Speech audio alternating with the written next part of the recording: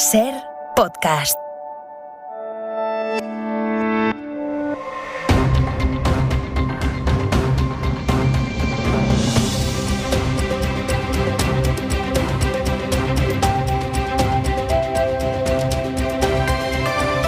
En la cadena SER,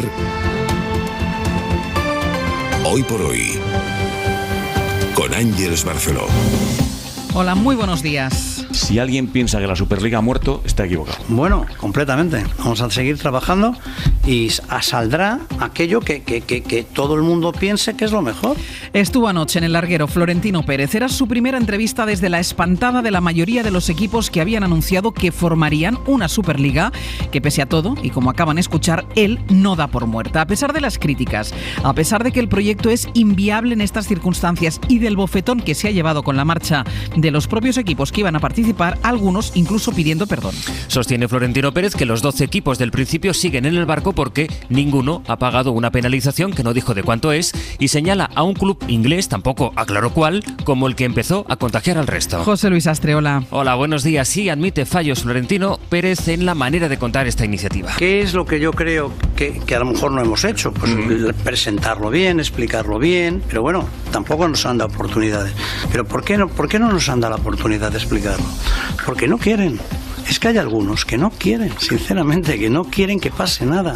La entrevista con Florentino Pérez en el larguero se produjo después de una jornada de liga en la que los equipos más modestos o menos poderosos aprovecharon para expresar su rechazo duro. Sí, se protestó en los 6 partidos de liga que se jugaron ayer, incluido el que el Real Madrid ganó en Cádiz para alzarse en el primer puesto junto con el Atlético. Los futbolistas gaditanos saltaron al campo con una camiseta en la que se leía "El fútbol es de todos y pertenece a los hinchas". Además, vimos al Levante portar "El fútbol es para los fans" y diferentes mensajes en todos: Sevilla, Osasuna, Elche, Athletic, Villarreal, incluso con vídeos en redes sociales y sobre todo un lema que vimos en los diferentes estadios, también en la retransmisión, que es el que se ha llevado a cabo en Inglaterra: "Gánatelo", en referencia a esa Superliga. Y si anoche el mundo del fútbol estaba pendiente de la jornada de liga y de esa entrevista en el larguero, el mundo de la política estaba atento al primer debate entre los candidatos a las elecciones de Madrid, en el que pudo verse la unidad de la izquierda en la crítica a la gestión de Ayuso, que estuvo a la defensiva y que tuvo que desarrollar esa teoría sobre Vox que ya había desplegado por la mañana aquí en su entrevista en Hoy por Hoy, cuando dijo que es un partido de extrema derecha, pero solo en algunas cosas. Del debate queda esta frase final de Ángel Gabilondo a Pablo Iglesias. Pablo, tenemos 12 días para ganar las elecciones. El foco del debate, también lo más agrio, se vivió por la gestión de la pandemia. Laura Gutiérrez, buenos días. Buenos días. Y los muertos de la pandemia marcaron el momento más agrio, más triste de todo el debate. ¿Cuántos fallecidos ha habido en la Comunidad de Madrid? No sonría. 20.000. ¿Cuántos ha habido en el gobierno de España? ¿Puede usted decir ¿Cuántos ha habido en España? ¿Puede usted decir alguna comunidad autónoma en España en la que haya habido más fallecidos que en la Comunidad de Madrid? La presidenta mudó el rostro a partir de ese momento y confrontó a cara de perro con la izquierda, que se alineó contra ella por las residencias y también por su modelo económico. No había que elegir. ¿Cuál es la fuente? Había que elegir. Había que ayudar a la economía mientras sacábamos a la salud de las UCIs. ¿Cuál es la fuente de ese gráfico? ¿INE? ¿Ministerio de Podemos y de Más Madrid? No, ¿o cuál es señora, el ministerio? míralo. El socialista Ángel Gabilondo le reprochó a Ayuso que llamara mantenidos a quienes no tienen para comer y casi dejó la puerta abierta a Podemos con 2 asuntos: la regulación del precio de los alquileres y los impuestos. Y yo no tengo ningún problema en pagar los impuestos que me corresponda para que haya buena sanidad o para que haya buena educación. Y esto es lo que ha pensado la izquierda toda la vida. Entendamos la situación actual. En este momento, no. Vox y Ciudadanos evitaron enfrentarse con Ayuso, pero entre ellos... Que ese cartelito tan extraordinario, verde, que nos han puesto por el metro de Madrid en relación con los menas, pues a lo mejor lo quiere usted también enseñar en las escuelas a nuestros niños. Hubo reproches. Monasterio ofreció sus votos para evitar un gobierno de la izquierda en Mundo Val para gobernar otra vez con el PP. Sobre la pandemia, hoy llegan buenas noticias. Porque nos acercamos al 70% de mayores de 80 años vacunados. Empiezan hoy a administrarse las monodosis de Janssen, que comunidades como Galicia o Madrid quieren inyectar también en grandes dependientes. Y el Centro Europeo de Enfermedades da el visto bueno a que 2 personas vacunadas pueden estar juntas sin llevar mascarilla. Y además España ha batido un nuevo récord diario de vacunación, Nicolás Castellano. Casi 457.000 vacunas inoculadas en 24 horas, un nuevo récord desde el inicio de la inmunización en nuestro país, donde también destacan las casi casi 160.000 segundas dosis inyectadas. En total son casi 13,5 millones de vacunas ya administradas, 9.886.000 con al menos una dosis y 3.611.000 personas con la pauta completa. Andalucía, País Vasco, Baleares tienen el porcentaje de dosis administradas más alto del país con respecto a las dosis recibidas. El contraste lo acabamos de conocer con el dato que ha notificado la India: 300.000 nuevos contagios en 24 horas, el mayor registro en un solo día que se ha producido en el mundo hasta ahora en lo que va de pandemia. Y sobre el despido que plantea CaixaBank a 8.000 de sus trabajadores, la vicepresidenta segunda del Gobierno, Nadia Calviño, ha sido muy clara. Menos bonus para los directivos y más dinero para los empleados. Que minimicen, como le decía, la destrucción de empleo, que supone una destrucción de valor para España que no podemos permitirnos. Además, nos parecían inaceptables los altos sueldos y los bonus, y aún menos en aquellas entidades que están anunciando fuertes recortes de personal y cierre de oficinas. Y Estados Unidos ha vuelto esta madrugada a la lucha contra el cambio climático. Después de los años de negacionismo de Donald Trump, Joe Biden organiza la cumbre que reúne a 40 países. Espera que anuncie un recorte de las emisiones del 50% para el año 2030. Es jueves, es 22 de abril. Sonia Palomino, buenos días. Buenos días, Ángel. Ahora que hay campaña electoral en Madrid y que estamos todo el día con el ruido político, un dato. España ha sido uno de los países en los que más ha caído la natalidad en el mundo durante la pandemia. Sí, un 21% con respecto al año anterior, según un estudio del Instituto Austriaco de Ciencia. En él se compara la Unión Europea, pero también Estados Unidos, Noruega, Suiza, Corea del Sur, y la caída más pronunciada fue en España, cuando aquí, por ejemplo, descendió la natalidad un 21%, en Estados Unidos fue un 7,7%. Es un poco raro preguntar, pero podemos imaginar cuáles son las razones. Pues básicamente económicas. La inseguridad laboral es lo que más influyó a la hora de tomar la decisión de no tener hijos. Los investigadores dicen también que hubo otras razones, como que había muchas parejas separadas por los confinamientos, pero básicamente lo que más pesó es que no hay dinero para mantener a un niño. Bueno, pues como siempre ya saben de lo que tienen que hablar en campaña, de las cosas que importan. Y sobre el tiempo, Sonia, ¿qué previsión tenemos hoy? Pues hoy vamos a necesitar el paraguas, ya lo estamos necesitando en muchos puntos de España. Se esperan lluvias en toda la península y Baleares a lo largo del día y las temperaturas serán parecidas a las de ayer.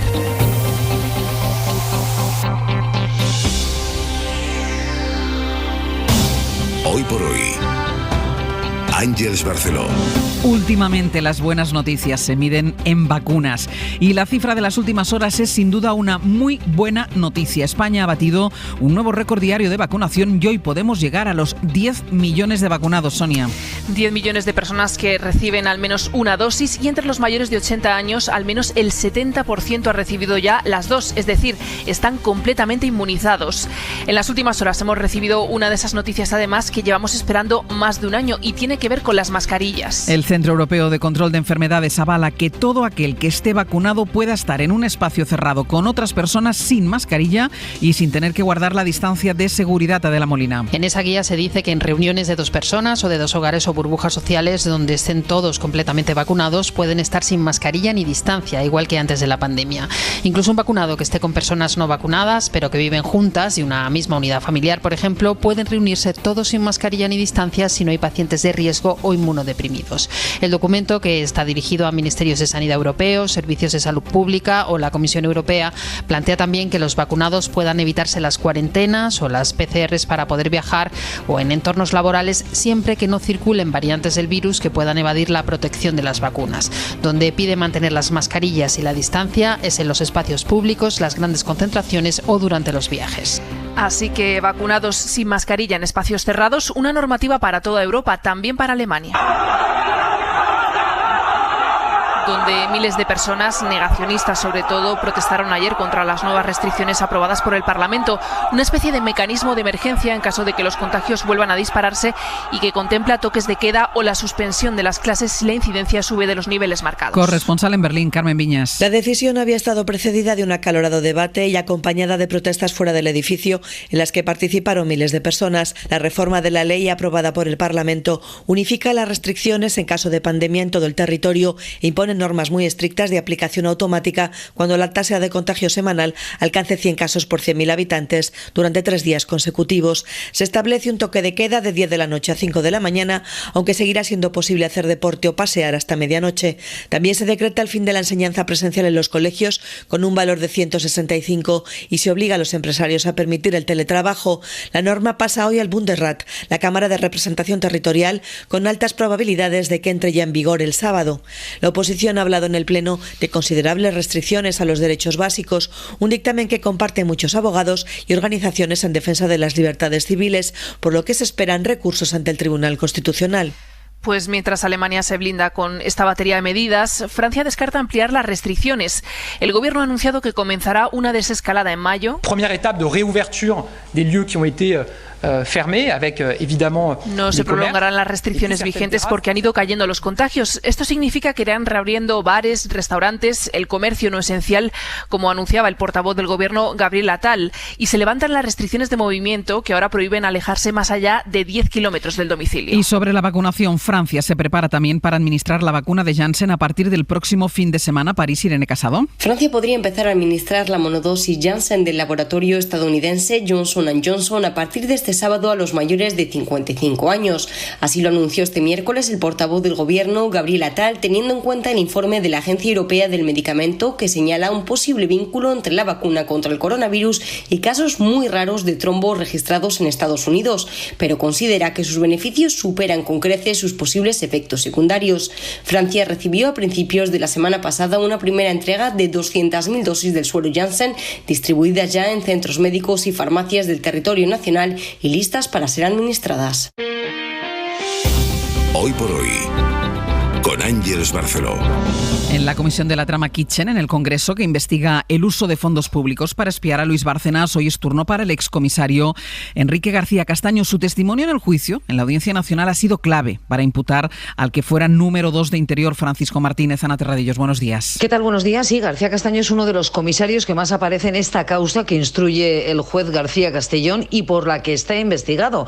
Él detalló al juez cómo se llevó a cabo el clonado de los móviles sustraídos a Bárcenas. Según su declaración, todo se realizó en una cafetería Vips y después todos los datos fueron guardados, dice, en un pendrive que se entregó al exsecretario de Estado de Seguridad, a Francisco Martínez. García Castaño dijo además que les había ayudado a montar el dispositivo el que fue chofer de Bárcenas y de su esposa, Sergio Ríos, que también está siendo investigado por montar este dispositivo. García Castaño siempre ha señalado a Martínez como la persona que le transmitió la importancia de localizar el patrimonio de Bárcenas. En cuanto a Enrique Barón, que fue jefe de la Comisaría General de Información, declaró como testigo en la audiencia asegurando que nunca tuvo conocimiento de esta operación. Y Pedro Sánchez dice confiar en que el rescate de la aerolínea Plus Ultra cumplió con todas las exigencias legales. Y lo hace después de que un juzgado de Madrid haya admitido la denuncia que presentó el pseudosindicato Manos Limpias por supuesta malversación en el rescate de esa compañía aérea. La oposición lleva tiempo cuestionando el rescate que costó 53 millones de euros a las arcas públicas. Informa Pilar Velasco. Sí, la investigación la ha iniciado el juzgado 15 de Madrid porque considera que el rescate del gobierno a la compañía aérea Plus Ultra presenta características que hacen presumir la posible existencia de una infracción penal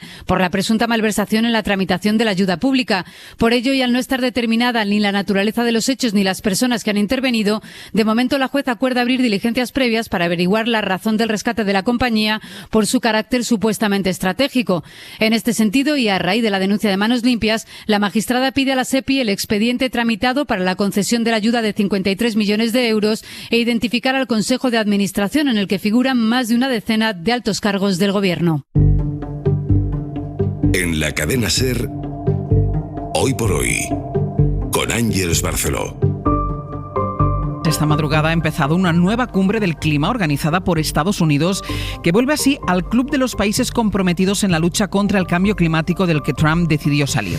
Participan 40 países, entre ellos España y también China, el gigante asiático que se compromete a reducir sus emisiones de carbono en 2060. Informa desde Pekín Jaime Santirso. Según la ambiciosa promesa de Xi Jinping, las emisiones del gigante asiático alcanzarán su cota máxima en 2030 y desaparecerán por completo apenas 30 años después, en una evolución sin precedentes. Sin embargo, el último plan quinquenal presentado en marzo no incluía medidas relevantes, como reducir el número de centrales eléctricas de carbón. Este combustible, altamente contaminante, representa todavía el 57% del consumo energético del país. Hay, no obstante, motivos para el optimismo. China es el país que más invierte en renovables. La sostenibilidad ya no es aquí una cuestión técnica, sino una prioridad política, también de puertas para afuera. Tras varios días de dudas, China anunció ayer que sí ha aceptado la invitación de Joe Biden para participar hoy en un encuentro virtual con motivo del Día Internacional de la Tierra. El objetivo es preparar la reunión de la ONU en Glasgow, prevista para noviembre, en la que China espera tener mucho que decir. En Rusia. Esta ha sido una noche de protestas contra Putin. Miles de personas han salido a las calles de todo el país para pedir la liberación inmediata del opositor Alexei Navalny y acusan al Kremlin de querer acabar con su vida. Las manifestaciones han coincidido con el discurso de Putin a la nación, en el que el mandatario ha evitado hablar sobre la presencia de sus tropas en la frontera con Ucrania y ha advertido a Occidente de que no le va a temblar la mano a la hora de responder a lo que él considera provocaciones. Informa desde Moscú Rodrigo Fernández. El discurso sobre el estado de la nación de Vladimir Putin estuvo centrado en la política interior, dedicando a la internacional solo 10 minutos de la hora y media que habló. El presidente ruso señaló que los intentos de culpar al Kremlin por todo lo que pasa se ha convertido en un verdadero deporte en Occidente, y acto seguido lanzó su advertencia. Quienes organicen provocaciones contra Rusia lo lamentarán como nunca, amenazó. Putin aseguró que Moscú quiere mantener buenas relaciones con toda la comunidad internacional y por eso a menudo prefieren no responder a las acciones hostiles e incluso a la grosería. Sin embargo, no hay que engañarse y confundir esto con indiferencia o debilidad. Rusia defenderá sus intereses decididamente y el que cruce la línea roja que Moscú ha trazado se encontrará con una respuesta rápida, asimétrica y dura, advirtió. Y la Unión Europea da un ultimátum a Turquía para renovar el acuerdo comercial con ese país. Bruselas exige profundas reformas al gobierno de Erdogan que pasan por aumentar las garantías democráticas y derechos humanos antes de seguir con las negociaciones con Ankara. ¿Y qué más cosas hay, Sonia? Pues en Indonesia continúa la búsqueda de un submarino extraviado con 53 tripulantes a bordo. Singapur, Malasia y Australia han ofrecido su ayuda en las labores de rastreo. Y en Myanmar, la ONU, Naciones Unidas, advierte de que casi 3,5 millones de birmanos se enfrentan a una hambruna en los próximos meses a raíz del bloqueo económico por el golpe de Estado del pasado mes de febrero.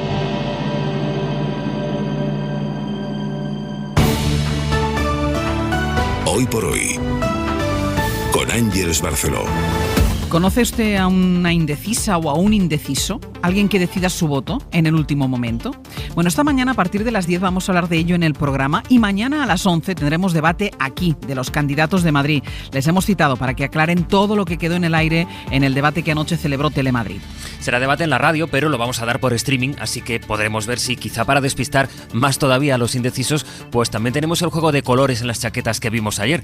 Ayuso con chaqueta roja, como Mónica García, Iglesias chaqueta azul, Monasterio morada. Bueno, uno no puede evitar la tentación de preguntarse de qué color se hubiese puesto la chaqueta Toni Cantó. Veremos si mañana reproducen aquí los candidatos el esquema de anoche, metiendo en la campaña la gestión de la pandemia y los muertos por el coronavirus. Y veremos hasta dónde llegan las apelaciones entre la izquierda. Es interesante la relación que hay entre Gabilondo e Iglesias. Pablo, tenemos 12 días para ganar las elecciones. Que si antes se llamaban por el apellido, Barceló, ahora que se tienden las manos se llaman por el nombre. Mira esto, Ángels. Creo que Ángel tenía toda la razón en lo que estaba diciendo. Es indecente o llamar este otro pasaje. Hay una cosa que había dicho Ángel, que es verdad, la cuestión de las ayudas directas. Siempre es Ángel, buen tono. Hoy el CIS va a ofrecer eso que llaman encuesta flash, así que sabremos cuántos son de momento los indecisos. Muy bien, José Luis. ¿Habrá indecisos con la Superliga? Bueno, no lo parece por lo que fuimos viendo ayer con los clubes que uno a uno se han ido bajando de ese barco. Aunque para bajarse dijo anoche en el larguero de Manu, Florentino Pérez, que hay que pagar una penalización y de momento nadie la ha pagado. Nunca he visto una agresividad, unas amenazas, unos insultos, unas cosas como si hubiéramos matado a alguien, como si hubiéramos matado el fútbol. Pero lo que no podemos es cuando dicen que todos somos iguales, pues encantado, pero hay partidos que no los ve nadie. O sea, sin la Superliga el fútbol muere. Bueno, que inventen a alguien otra cosa. Ahora repasaremos con Francisco José, con Paco Jo, lo que nos dijo anoche en la SER el presidente del Madrid, que pese al varapalo asegura que no piensa tirar la toalla. Es jueves, es 22 de abril.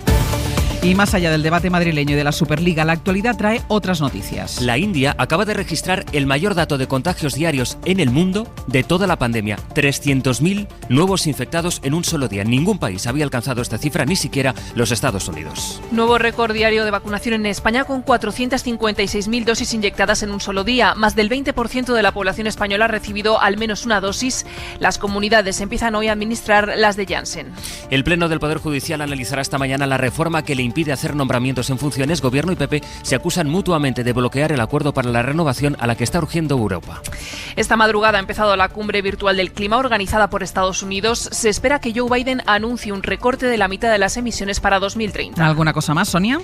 Alivio en la planta de Airbus en Puerto Real después de que la multinacional haya dicho que no va a cerrar la fábrica de momento. La empresa se abre a negociar con los sindicatos, aunque recuerda que la situación económica del centro es crítica y que su futuro está en el aire. Radio Cádiz, Pedro Espinosa, buenos días. Buenos días. Esa negociación comienza hoy mismo. A partir de las 8 se reúnen sindicatos y dirección de la empresa en España. Airbus lo deja claro, la situación de la fábrica de Puerto Real sigue siendo crítica, pero ayer los responsables europeos de la compañía no abordaron su posible cierre, como temían los sindicatos. Decisión saludada por algunos como una pequeña victoria en una lucha que no ha hecho más que empezar. En la cadena SER, Hoy por Hoy, con Ángeles Barceló. Vamos con el resumen de la prensa nacional e internacional con Pablo Comballo y con Sastre. Estábamos anunciando nuestro debate de mañana. El aperitivo fue el debate de ayer en Telemadrid y hay mucho que analizar. Lo haremos luego en el abierto, pero ya lleva mucho análisis la prensa, Pablo. Sí, en prácticamente todos los diarios se impone la idea de que la izquierda actuó unida anoche frente a Isabel Díaz Ayuso. Así lo ve La Vanguardia, también El País, aunque en este diario destacan que los candidatos echaron los muertos de la COVID a la cara. Opinan en El Mundo que la candidata popular resistió a esa unidad gracias a la economía. Y La Razón cree que el debate terminó sin una alternativa clara a Ayuso, a pesar del perfil bajo que buscó la presidenta.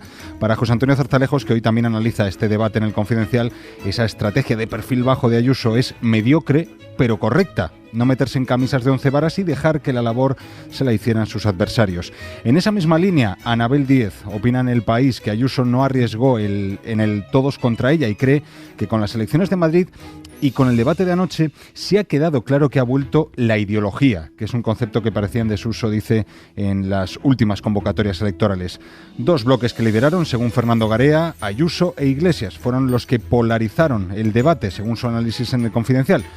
Y si se quieren divertir un rato, pues lean la contracrónica del debate de Íñigo Domínguez en El País. Mucho rojo y poco arrojo la titula, lo del rojo por las chaquetas, porque es el color en el que coincidieron tanto Isabel Díaz Ayuso como Mónica García. Bueno, confiesa Íñigo... Incluso la presentadora. Incluso la presentadora, exacto. Confiesa Íñigo que él se lo pasó bomba mirando las caras que ponía Ayuso, porque ve en ella algo de actriz de cine mudo. Y de Gabilondo destaca que tardó muchísimo en hablar por alusiones, porque no fue aludido. Vaya, empieza la cumbre del clima, cumbre que significa la cumbre del retorno de Estados Unidos. Y reducir el primer 50% de emisiones del país, de Estados Unidos, va a ser, dicen, mucho más difícil que reducir el segundo 50%. Eso lo asegura un artículo en el Washington Post que señala que la energía verde sí es cada vez más asequible, sí hay apoyo de las grandes empresas tecnológicas, pero hace falta que Biden apruebe un impuesto nacional a los combustibles fósiles en todas las industrias. Sobre esa cumbre climática, también el Guardian dice que habrá que estar pendientes de los posibles guiños entre Biden y Xi Jinping. Washington y Pekín tienen en la lucha contra el cambio climático una de las pocas áreas en las que están de acuerdo en progresar conjuntamente en los próximos años. El New York Times analiza además el duro discurso de Vladimir Putin, que aunque no mencionó ayer el cambio climático, sí va a estar participando hoy en esa cumbre. Su amenazante despliegue militar junto a Ucrania es más postureo que una amenaza real, dice el diario.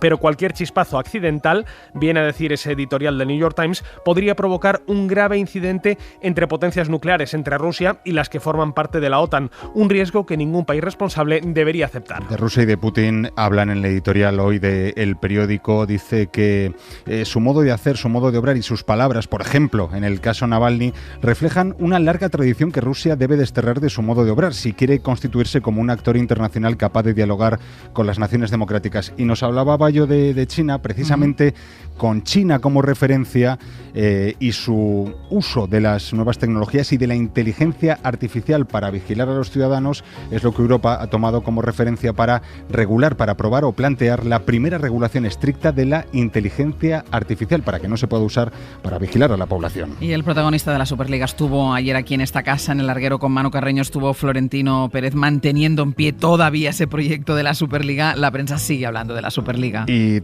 toda la prensa la da por muerta. De momento hoy, para El Mundo, este ha sido el gran resbalón de Su Majestad Florentino Pérez. Creen en este diario que queda señalado y que su forma de entender las relaciones a la vieja usanza fue lo que le llevó a despreciar el consejo de esperar y negociar un poco más con los clubes.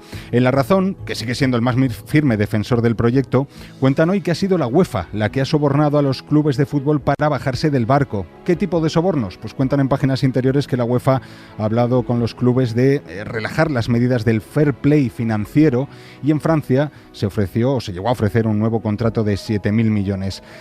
Hay quien cree que este muerto no sigue estando muy vivo. Está de parranda, que el muerto está de parranda. Exacto, incluye 5 días hoy una tribuna de opinión en la que dicen que la Superliga se levantará más pronto que tarde, porque el atractivo financiero de esta competición es enorme. Por ejemplo, hablan del Manchester United, de ese ejemplo que dice que multiplicaría por 4 sus beneficios. ¿Alguna cosa más, Bayón? Pues mira, cuenta el Times en Londres que el funeral del duque de Edimburgo sirvió para iniciar el deshielo entre Harry y la familia real. El príncipe rebelde, al parecer, se reunió en privado al menos 2 veces con su abuela, la reina Isabel, y también habló con su padre, con Carlos de Inglaterra, y con su hermano mayor en los jardines de Windsor, aunque no dice la crónica en qué tono se desarrolló esa conversación. Cuenta el Financial Times que Vladimir Putin amaga con abandonar la Estación Espacial Internacional y construirse su propia base orbital en 2030, acabando con más de 2 décadas de cooperación espacial con Occidente y abriendo la puerta a trabajar con China. Y leo en el New York Times que la Fiscalía en Manhattan va a dejar de perseguir la prostitución y los masajes sin licencia, va a archivar miles de casos pendientes contra trabajadoras sexuales, aunque va a seguir persiguiendo a proxenetas y a los clientes. Dijo esta semana el Padrón que España ha perdido 100.000 personas en el año del COVID. Bueno, pues este titular en El País dice: el teletrabajo convierte a Málaga en la provincia que más vecinos gana. El 66% de sus nuevos habitantes son extranjeros. Hoy por hoy, Ángeles Barceló. Vamos ya con los deportes, vamos con Paco Jo, buenos días. Buenos días, Ángeles. Le llevamos escuchando desde las 6 de la mañana. Los oyentes de la SER le escucharon en directo ayer en el Larguero con Manu Carreño. Estuvo Florentino Pérez. Insiste Paco Jo, Florentino Pérez, en que la Superliga sigue viva, pero bueno, parece que los hechos le contradicen. Sí, una cosa es lo que explica Florentino Pérez y otra cosa es lo que parecen decir todos los hechos y los socios fundadores de la Superliga, que recuerdo que de los 12 equipos ahora mismo quedan 8. Pero bueno, en vez de escucharme a mí, vamos a escuchar un poquito más al gran protagonista de la actualidad del momento, Florentino Pérez, con Manu Carreño anoche sobre eso en el Larguero. Si alguien piensa que la Superliga ha muerto, está equivocado. Completamente. Vamos a seguir trabajando. Saldrá aquello que todo el mundo piense que es lo mejor. Yo estoy un poco triste y decepcionado, efectivamente. ¿Y por qué se van? Los ingleses. Los ingleses. Pues eso, porque por las presiones de los aficionados. Tampoco. Lo ven porque el ambiente, la UEFA hace un espectáculo que a mí también me ha sorprendido, se lo digo de verdad. Yo creo que un presidente de la UEFA, no quiero meterme con él, tiene que ser una persona correcta, sentarnos, oye, venir aquí, vamos a hablar, que se lo pedíamos, no sé, como si hubiéramos tirado una bomba atómica. ¿Qué es lo que yo creo que a lo mejor no hemos hecho? Pues presentarlo bien, explicarlo bien. Los aficionados del Madrid son tontos. O sea, si no cambia nada y lo único que cambia es que entre semana, en vez de jugar la Champions que ahora jugamos, que no le quiero decir nombres de equipos con los que hemos jugado, le dices que cada martes o cada miércoles vas a jugar un partido contra el Manchester, contra el Barcelona, los grandes equipos de Europa, ¿no van a preferir esto? Hombre, por Dios. El tema es que ahora por lo menos tenemos una explicación y no un comunicado, porque el fallo de comunicación ha sido obvio, el tono agresivo de la respuesta de los actores contrarios también lo ha sido. El presidente del Real Madrid desveló anoche, Ángeles, que hay una penalización firmada por todos los clubes y que por mucho que digan todos siguen dentro, porque esa penalización no se ha pagado, aunque, insisto, recuerdo que de los 12 impulsores, 8 han manifestado ya que salen, entre ellos el Atlético de Madrid, y Florentino explicó que los clubes que han formado la Superliga en global han perdido 650 millones de euros este año, que la Champions actual está anticuada y que solo interesa desde los cuartos de final. ¿Y ahora qué? Perdona, dime. No, dime, termina, ¿ahora qué? Digo, que ahora que por ejemplo, en el larguero, digamos, de Eslovenia, habló el presidente de la UEFA y deslizó que hay una posibilidad relativamente pequeña de que el Real Madrid tenga una sanción ya y no juegue contra el Chelsea las semis de la Champions, que yo creo que es un canto al sol, porque solo con lo que pierde de derechos de televisión, la sanción acaba siendo para UEFA. Claro. No, te quería preguntar, ¿por qué tiene tan claro que la Superliga es la única solución a los problemas del fútbol?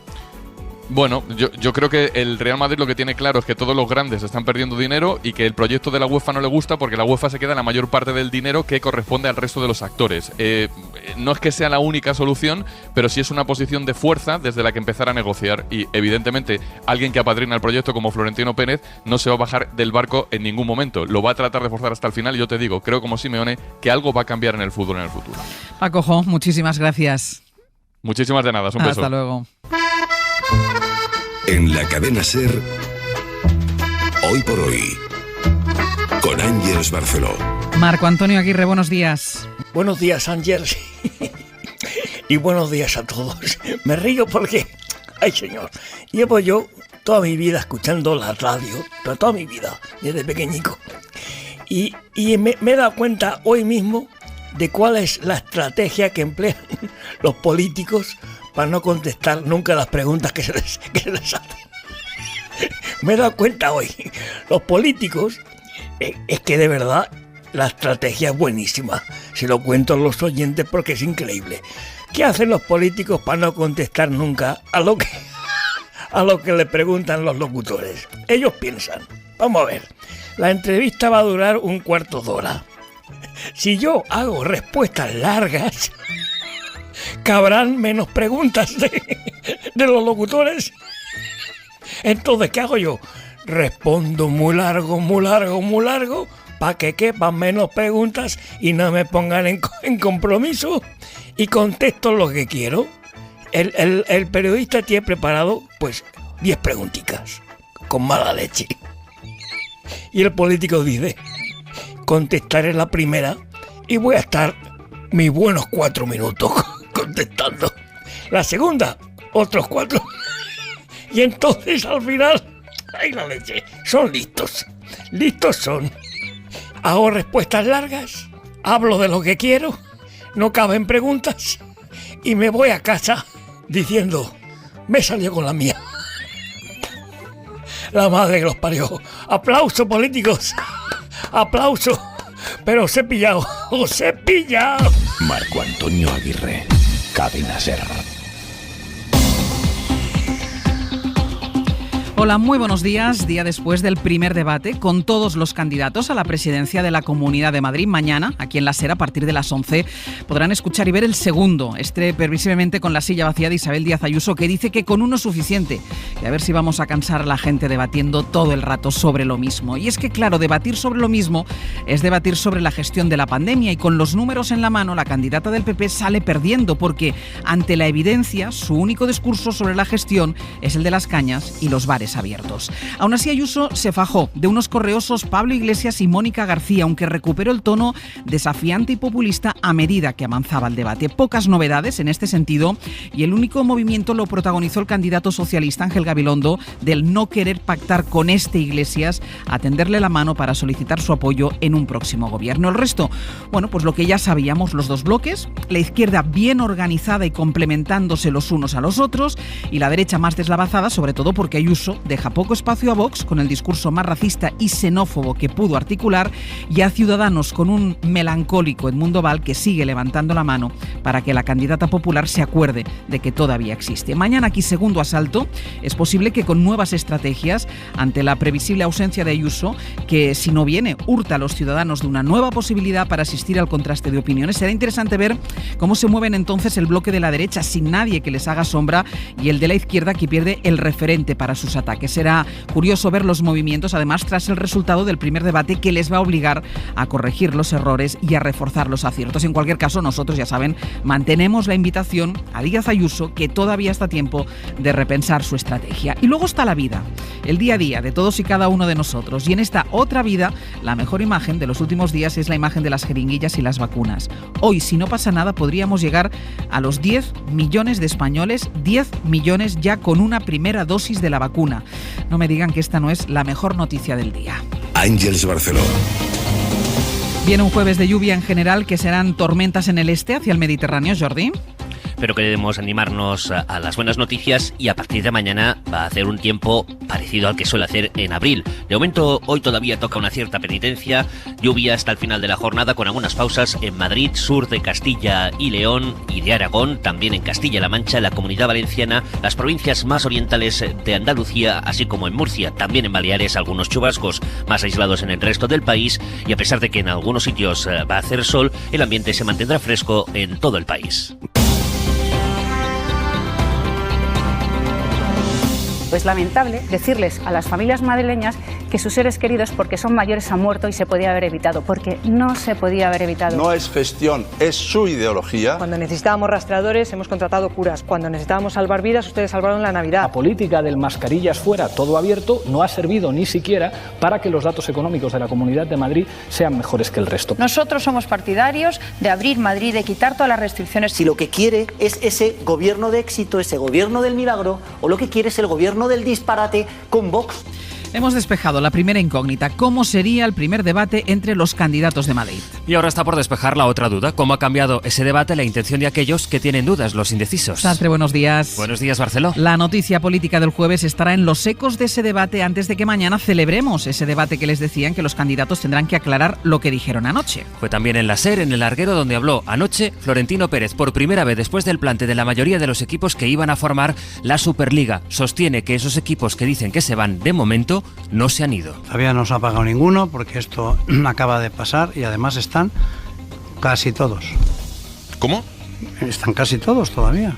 ¿Todos? De momento todos. Los 12. Bueno, de momento los 12. Claro, porque no se han ido todavía. Y la actualidad se completa con la pandemia, con un nuevo récord diario de vacunas antes de que hoy la inmunización alcance ya el 70% de los mayores de 80 años. Eso cuando las comunidades van a empezar a administrar la monodosis de Janssen, que algunas de ellas quieren inyectar también a grandes dependientes. Con estos elementos dibujaremos la actualidad del jueves, pero hay también una novedad que la SER les avanza a esta hora y que tiene que ver con la política real, la que afecta a nuestra economía. Porque ahora que el Constitucional de Alemania ha dado vía libre al Fondo Europeo, del que España espera recibir 140.000 millones, clave para nuestra recuperación, bueno, Europa pone condiciones para las reformas que pide a cambio de ese dinero. Bueno, de entrada pone plazos y ahí está la novedad. Antes de que acabe el año, España debe tener lista una de esas reformas. Rafa Bernardo, buenos días. Buenos días. Y en este ambiente político tan crispado, Europa quiere que España llegue a un acuerdo en 2021 para la reforma laboral. Da un poco más de margen para las otras dos, para la fiscal y la de pensiones. Sí, el calendario ya está trasladándolo el Gobierno en la mesa de negociación a los agentes sociales. El primer hito es el mercado de trabajo. Ha de estar listo y publicado en el BOE antes de que termine 2021. Todo lo que tiene que ver con negociación colectiva, con contratación, con subcontratación, políticas activas, flexibilidad interna. Bueno, todo lo referido a pensiones se repartirá entre 2021 y 2022 y las reformas fiscales ya se esperan en Bruselas para el año que viene. En realidad, todas las promesas de reforma hechas a Europa tienen un calendario. España ha de remitirlo en los próximos días con la versión definitiva del plan, pero estas tres, la laboral, la de pensiones y la fiscal, son las más importantes. Europa quiere estas reformas a cambio del dinero que España necesita, pero hay también una novedad con las condiciones que pone, Rafa, porque Bruselas va a ser esta vez menos estricta. Sí, esta vez no va a ser como en 2008, si no haces reformas te damos la espalda y te dejamos a merced de los mercados, porque para empezar las reformas y los ritmos son los que propone España y en esos ritmos se contempla que las reformas han de negociarse en el diálogo social. Además, los procesos de supervisión y auditoría que se están negociando, pero parece que la idea es que haya 2 al año, serán más políticos que jurídicos, es decir, una ocasión para que España muestre cómo está cumpliendo los hitos, ese es el lenguaje que utiliza el plan, y para que Bruselas libere entonces parte del dinero europeo, libere la cuota correspondiente. Lo ampliamos luego en el abierto, Rafa. Muy bien, hasta luego. En cuanto a las negociaciones con Bruselas, le vamos a preguntar mañana a las 9 de la mañana, en Hoy por Hoy, a la vicepresidenta tercera, Yolanda Díaz. Hoy queríamos empezar con esta novedad porque pone en perspectiva todo lo demás. Mientras llega el ruido, la realidad es que Europa urge a las instituciones a que lleguen a acuerdos de verdad. Elecciones autonómicas en Madrid. Cadena SER. Mañana tendremos aquí en la SER, a partir de las 11 de la mañana, el debate en el que los candidatos a las elecciones de Madrid deberán aclarar lo que se dijeron anoche en Telemadrid. Podrá aclarar Ángel Gabilondo si mantiene que con este Pablo Iglesias no gobernaría después de que le tendiera la mano. Es verdad que se la tendió para que apoyase un eventual gobierno socialista. Confío contar con el apoyo de Unidas Podemos para cerrar el paso al gobierno de Colón. Pablo, tenemos 12 días para ganar las elecciones. Y comprobaremos mañana si Más Madrid y Unidas Podemos también centran en la gestión de la pandemia los reproches al Partido Popular. No sonría. ¿Cuántos fallecidos ha habido en la Comunidad de Madrid? No sonría. 20.000. ¿Cuántos ha habido en España? Y yo sonrío porque usted solamente da vergüenza ajena. No tenemos 20.000 fallecidos, tenemos 23.623. ¿Sabe cuánta gente ha pasado por los hospitales? Dígamelo usted, que era profesional sanitaria. Señora Ayuso, usted ha sido la presidenta ni salud ni economía. El único milagro de la señora Ayuso lo hemos visto que sí, en la sabe mucho de todo, de economía y de cobrar por doble en la Asamblea de Madrid y en su puesto de trabajo. No caiga tan bajo, señora Ayuso, no caiga tan bajo, de verdad, que usted se presenta presidenta, hombre, suba un poquito el nivel, de verdad. El duelo entre la izquierda y Ayuso fue el duelo que no vimos entre Ayuso y Vox y Ciudadanos, que mantiene su apuesta, Ciudadanos, por gobernar con el partido que les abandonó. En resumen, Laura Gutiérrez, buenos días. Hola, buenos días. Están las cartas, o por lo menos las estrategias, ya sobre la mesa. Sí, van quedando boca arriba, sobre todo en la derecha. No hubo confrontación de Vox o Ciudadanos con Ayuso. Ambos partidos peleaban anoche por la vicepresidencia. Que los madrileños elijan si quieren un partido que promociona la ciencia o alguien que no cree en las vacunas. Es evidente que hay que continuar con este gobierno. Val quiere reeditar pacto con el PP, que le echó de sol. Su pelea es con Vox, con quien tuvo anoche varios encontronazos. Aunque la ultraderecha se afanó en atacar a Podemos, Rocío Monasterio decía que ella dará sus votos solo para frenar un gobierno de izquierdas. Y esa izquierda también dejó las cartas boca arriba. Ángel y Pablo, como se llamaban entre ellos anoche Iglesias y Gabilondo, parece que casi se entendían en asuntos como la regulación de los alquileres o los impuestos. Y yo no tengo ningún problema en pagar los impuestos que me corresponda para que haya buena sanidad o para que haya buena educación. Y esto es lo que ha pensado la izquierda toda la vida. Entendamos la situación actual. En este momento, no. El candidato del PSOE mantiene su no por ahora a la subida fiscal, pero hubo mano tendida al diálogo. Ayuso, en medio de todo esto, fue el flanco de las críticas de la izquierda por la pandemia, por las colas del hambre, por las residencias.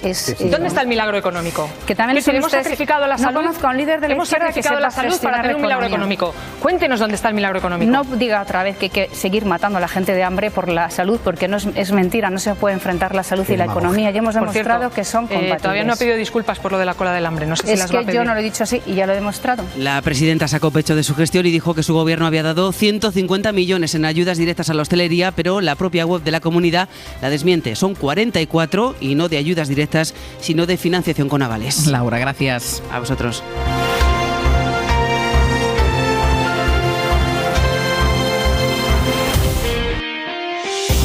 Hoy por hoy, con Ángeles Barceló.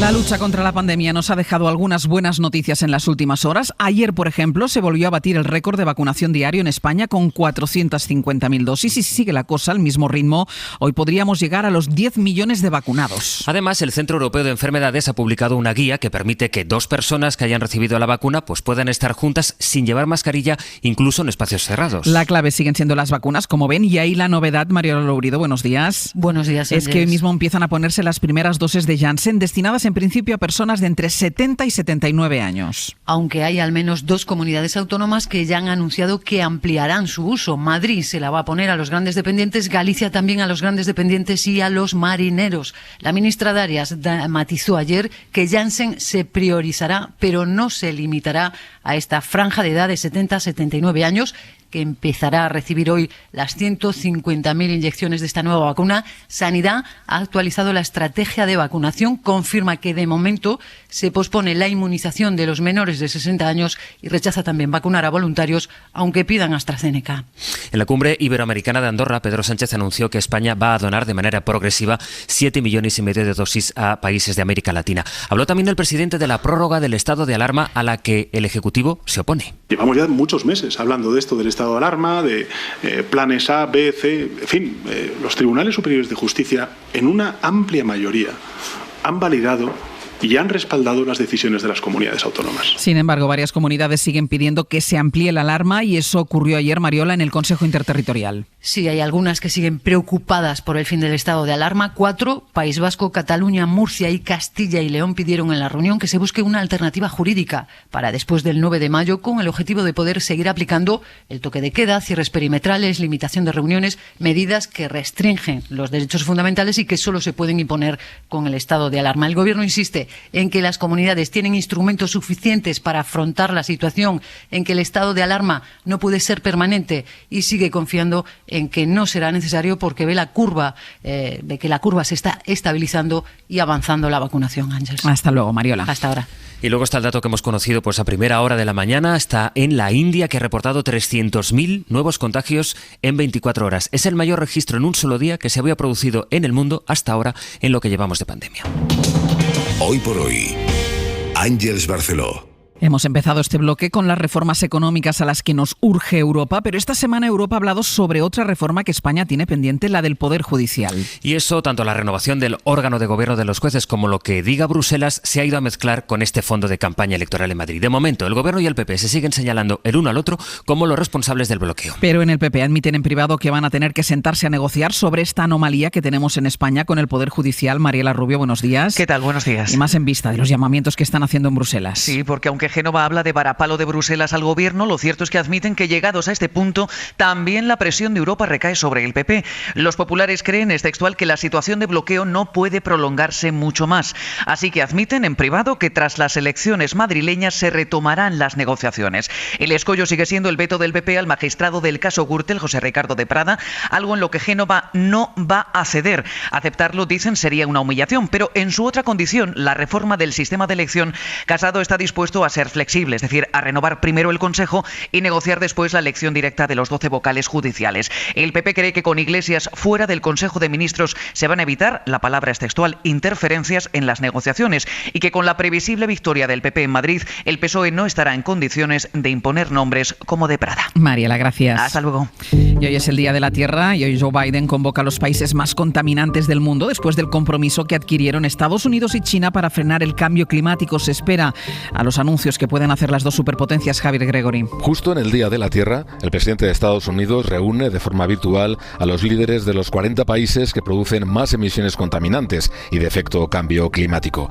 Y en esta nueva cumbre del clima, Estados Unidos podría anunciar un recorte de sus emisiones de CO2 de un 50% en el 2030, el doble de lo comprometido por Obama, pero por debajo del 55% de reducción que va a presentar la Unión Europea, como explica la vicepresidenta de Transición Ecológica, Teresa Rivera. Europa debe, junto con los otros países comprometidos en el mundo, acelerar la reducción de emisiones. En cambio, no se espera que China, el país que más contamina la Tierra, anuncie un recorte en sus emisiones de CO2. En esta cumbre, que dura 2 días, también se espera que Estados Unidos, el Reino Unido y Brasil anuncien un acuerdo financiero para reducir la deforestación de la selva del Amazonas. Y en Estados Unidos la noticia está en el ¿y ahora qué? ¿Qué pasa después del veredicto contra la gente que mató a George Floyd? Desde Washington, Marta del Vado. El fiscal general reconoce que el veredicto de culpabilidad de Derek Chauvin no aborda los posibles problemas sistémicos de la policía.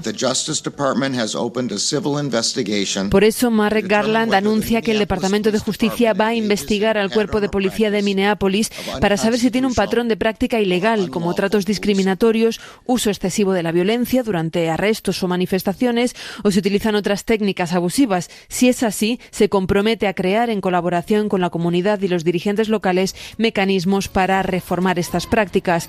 Esto se produce con nuevas manifestaciones en las calles contra la brutalidad policial, esta vez en Columbus, Ohio, después de que un agente matara a tiros a Makia Bryant, una chica negra de 15 años. Hoy por hoy, Ángeles Barceló. Gonzalo Velasco, muy buenos días. Hola, buenos días. ¿Te interesó? ¿Te divirtió? ¿Cómo así genérico? Sí me interesó, pero precisamente porque no hubo grandes fuegos artificiales. Me pareció que el tono fue un poco más tragable que en otras ocasiones. Fernando Vallespín, buenos días. ¿Qué tal? Buenos ¿A ti días. qué te pareció? A mí me pareció que, bueno, me reconfirmó que son muy importantes los debates. Y ayer yo creo que es de los debates sí que he visto últimamente donde se argumentó y se aportaron datos y bueno, pasaron cosas. Cuando dice Fernando Vallespín la importancia de los debates, recordar que a partir de las 10 de la mañana vamos a hablar de los indecisos, de la figura de los indecisos. Vamos a recordar la bolsa de indecisos, como decía ahora Pablo, que dicen las encuestas que hay de cara a estas elecciones, y con Luis Urriols vamos a hablar de esta figura, la figura del indeciso. José María Lasalle, buenos días. Hola, buenos días. Como no te veo aquí, que estás en Radio Barcelona. ¿Qué tal te pareció el debate? Bueno, pues interesante, la verdad. Cada uno puso de manifiesto que estaba muy interesado en hacer bien el debate y volcaron toda su atención, toda su información, en fin, proyectaron un intento de racionalizar la política, aunque luego se vio que esto es bastante complicado de lograr, ¿no?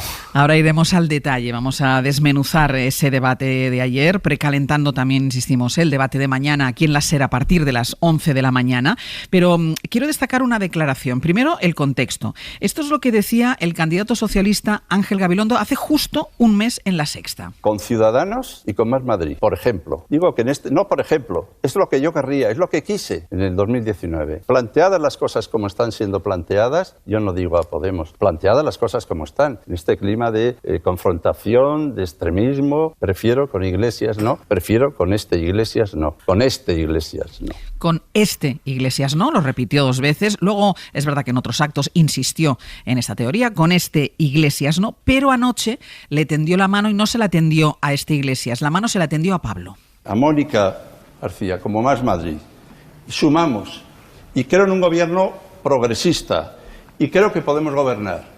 Y me dirijo también a Unidas Podemos. Confío contar con el apoyo de Unidas Podemos para cerrar el paso al gobierno de Colón. Pablo, tenemos 12 días para ganar las elecciones.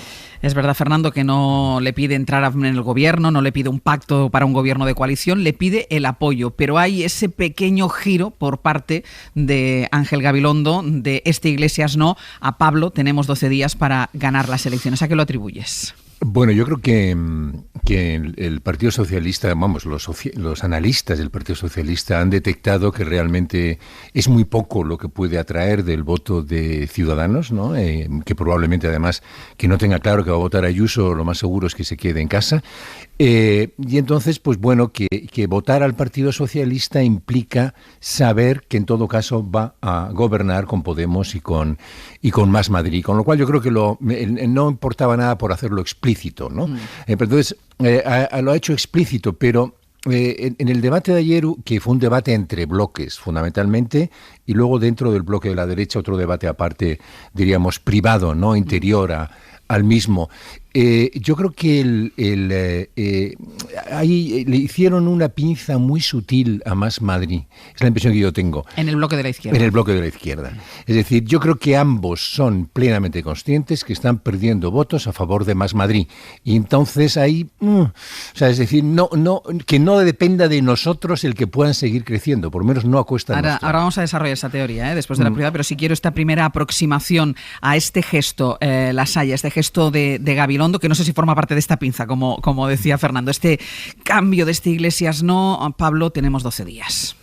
Bueno, yo creo que es la constatación de que la izquierda necesita movilizarse y alinearse en términos políticos para conseguir vencer a Isabel Díaz Ayuso en las elecciones de Madrid, ¿no? Y ese era el gesto que él trataba de trasladar, que hay una coalición de la izquierda de Madrid que tiene claro que debe, como sucedió en Estados Unidos con Biden respecto de Trump, articular una coalición negativa que impida que Ayuso consiga una mayoría absoluta o complementada con los votos de Vox, y mostrar una buena relación entre ellos y una complementariedad en los papeles, y se vio durante el debate. Yo creo que cada uno estuvo en un tono propio, cada uno localizó su atención en un espacio electoral concreto, no se pisaron unos a otros. Quizá lo que sucede es que Más Madrid está solapando una parte del discurso de Unidas Podemos con el Partido Socialista como una especie de reconfiguración o resignificación de lo que fue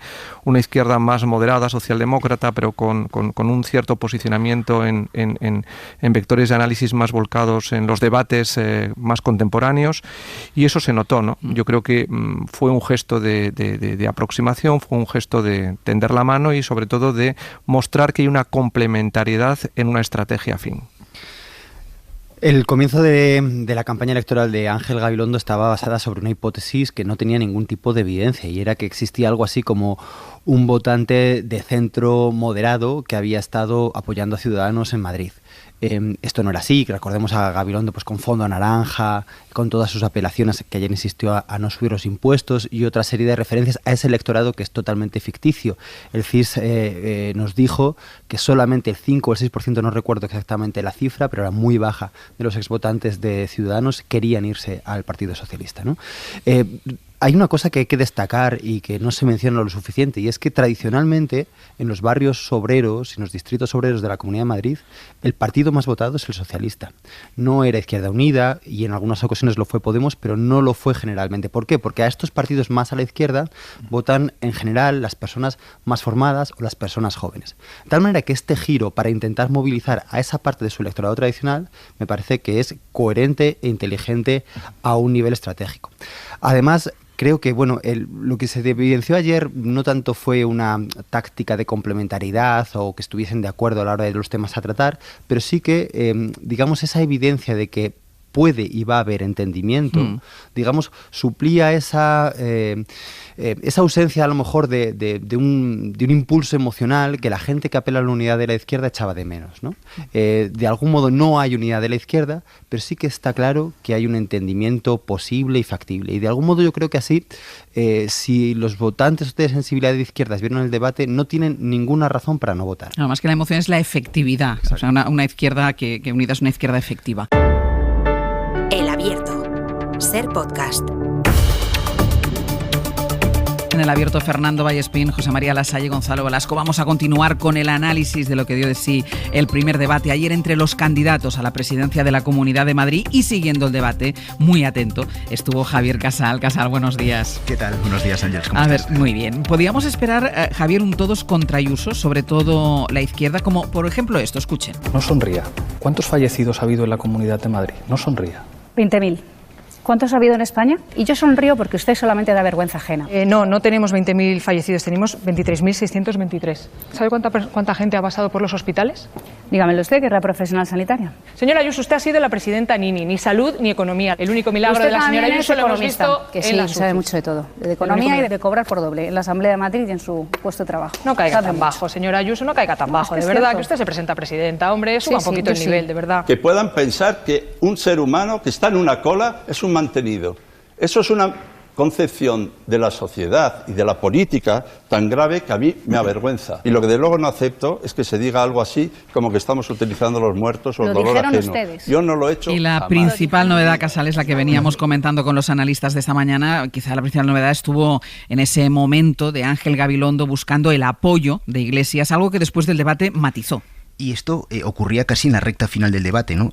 Todos pegamos un bote de la silla cuando escuchamos a Gabilondo decir: Pablo, nos quedan 12 días para ganar las elecciones. Así que luego llegó el matiz en el postdebate. No es un ofrecimiento para formar gobierno, solo es un ofrecimiento, nos decían desde el PSOE, para cambiar Madrid. Y esto matizaba Gabilondo. He dicho que pido el apoyo al gobierno, a Unidas Podemos, para frenar el gobierno de Colón. He pedido el apoyo. No he pedido nada más. Previamente al matiz, Iglesias daba la bienvenida al gesto de Gabilondo y dejaba la puerta abierta a esos acuerdos para llevar a cabo ese cambio en Madrid.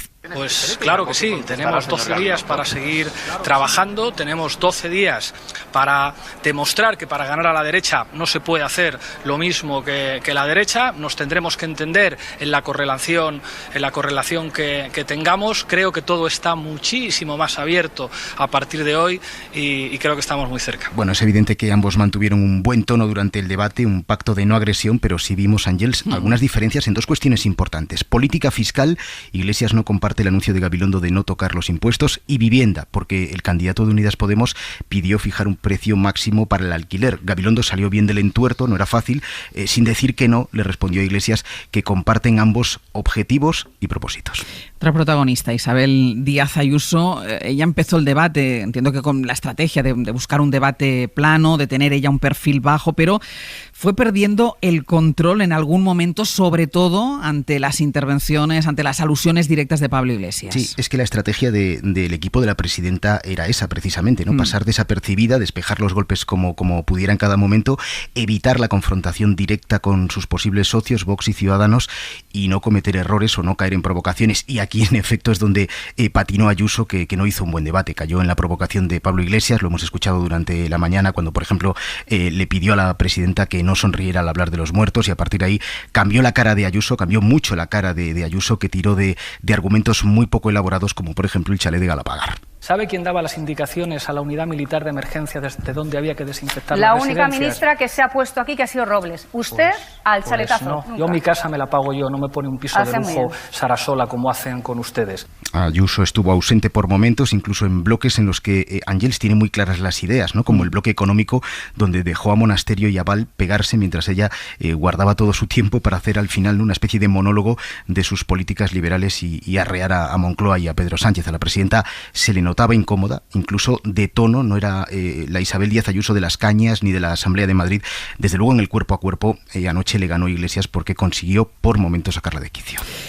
Apuntabas tú ya el papel de Ciudadanos y el papel de Vox, porque claro, luego está el bloque de la derecha. Aquí hemos empezado a analizar cómo se comportó el bloque de la izquierda, pero bueno, en el bloque de la derecha, quien le hizo la oposición o quien más se dirigió directamente a Ayuso fue Edmundo Val, porque la ultraderecha evitó atacar al Partido Popular, evitó atacar a Ayuso y se obcecó con lo suyo, que es atacar a los menores tutelados. Mira, hay dos asuntos en los que Ayuso se desmarca de Val y de Monasterio, aunque ya digo que tanto en el bloque de la derecha como en el de la izquierda está claro que había un pacto anoche de no agresión.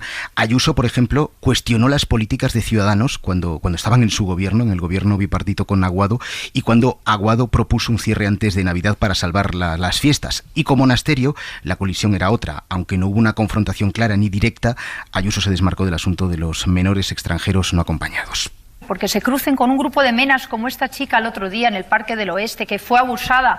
Ahora, de eso la izquierda no dice nada, de yo sí te creo. Ahí callados, porque como eran un grupo de menas, de esto no querían hablar. Mientras estén en Madrid, hay que integrarlos, porque estamos obligados a ello y, por supuesto, por una cuestión de caridad, desde luego, pero tampoco es cierto que para los mayores se destina un dinero y para los menores no acompañados otros. Extranjeros, delincuencia, ocupación. Bueno, Monasterio intentó colar el discurso xenófobo y diferencial frente al Partido Popular desde el segundo uno del debate, buscando también el enfrentamiento con Pablo Iglesias. Mónica García de Más Madrid aguantó en el rifirrafe sanitario, en el terreno en el que mejor se mueve, y Edmundo Val intentó engancharse a un debate complicado para él y donde su objetivo, Ángel, será principalmente darse a conocer entre los madrileños. Javier, seguimos insistiendo para que Ayuso venga mañana, ¿no? Bueno, claro, evidentemente. Veremos si se produce algún cambio en las próximas horas. Bueno, veremos, depende de los cálculos que hagan, de cómo les funcionó el debate de ayer. Seguiremos informando. Gracias, Casal. Tú guarda la silla ahí, ¿eh? Yo guardo la silla, la silla la tiene preparadísima Isabel Díaz Ayuso. Ayer se lo pudimos decir en la entrevista que tuvimos aquí. La invitación se mantiene. Ella dice que la gente se cansa de verles debatir, de oírles debatir todo el rato sobre lo mismo. Bueno, yo creo que es precisamente eso lo que quiere la gente. Muchísimas gracias, Casal. Un beso. Hasta luego. Lasalle, decía antes Fernando, es evidente que fue un debate entre dos bloques. Hemos empezado, luego podemos continuar analizando el bloque de la izquierda, un bloque que, bueno, tiene que ir cohesionado porque se necesita si quieren desbancar a Ayuso, si los números les dan. Y en cambio en el bloque de la derecha parece que lo que quiere Isabel Díaz Ayuso es no necesitar a ninguno de los demás. Sí, es lo que se vio y de hecho yo creo que así como llamaba mucho la atención, la izquierda estaba alineada, en cambio la derecha estaba desalineada, ¿no?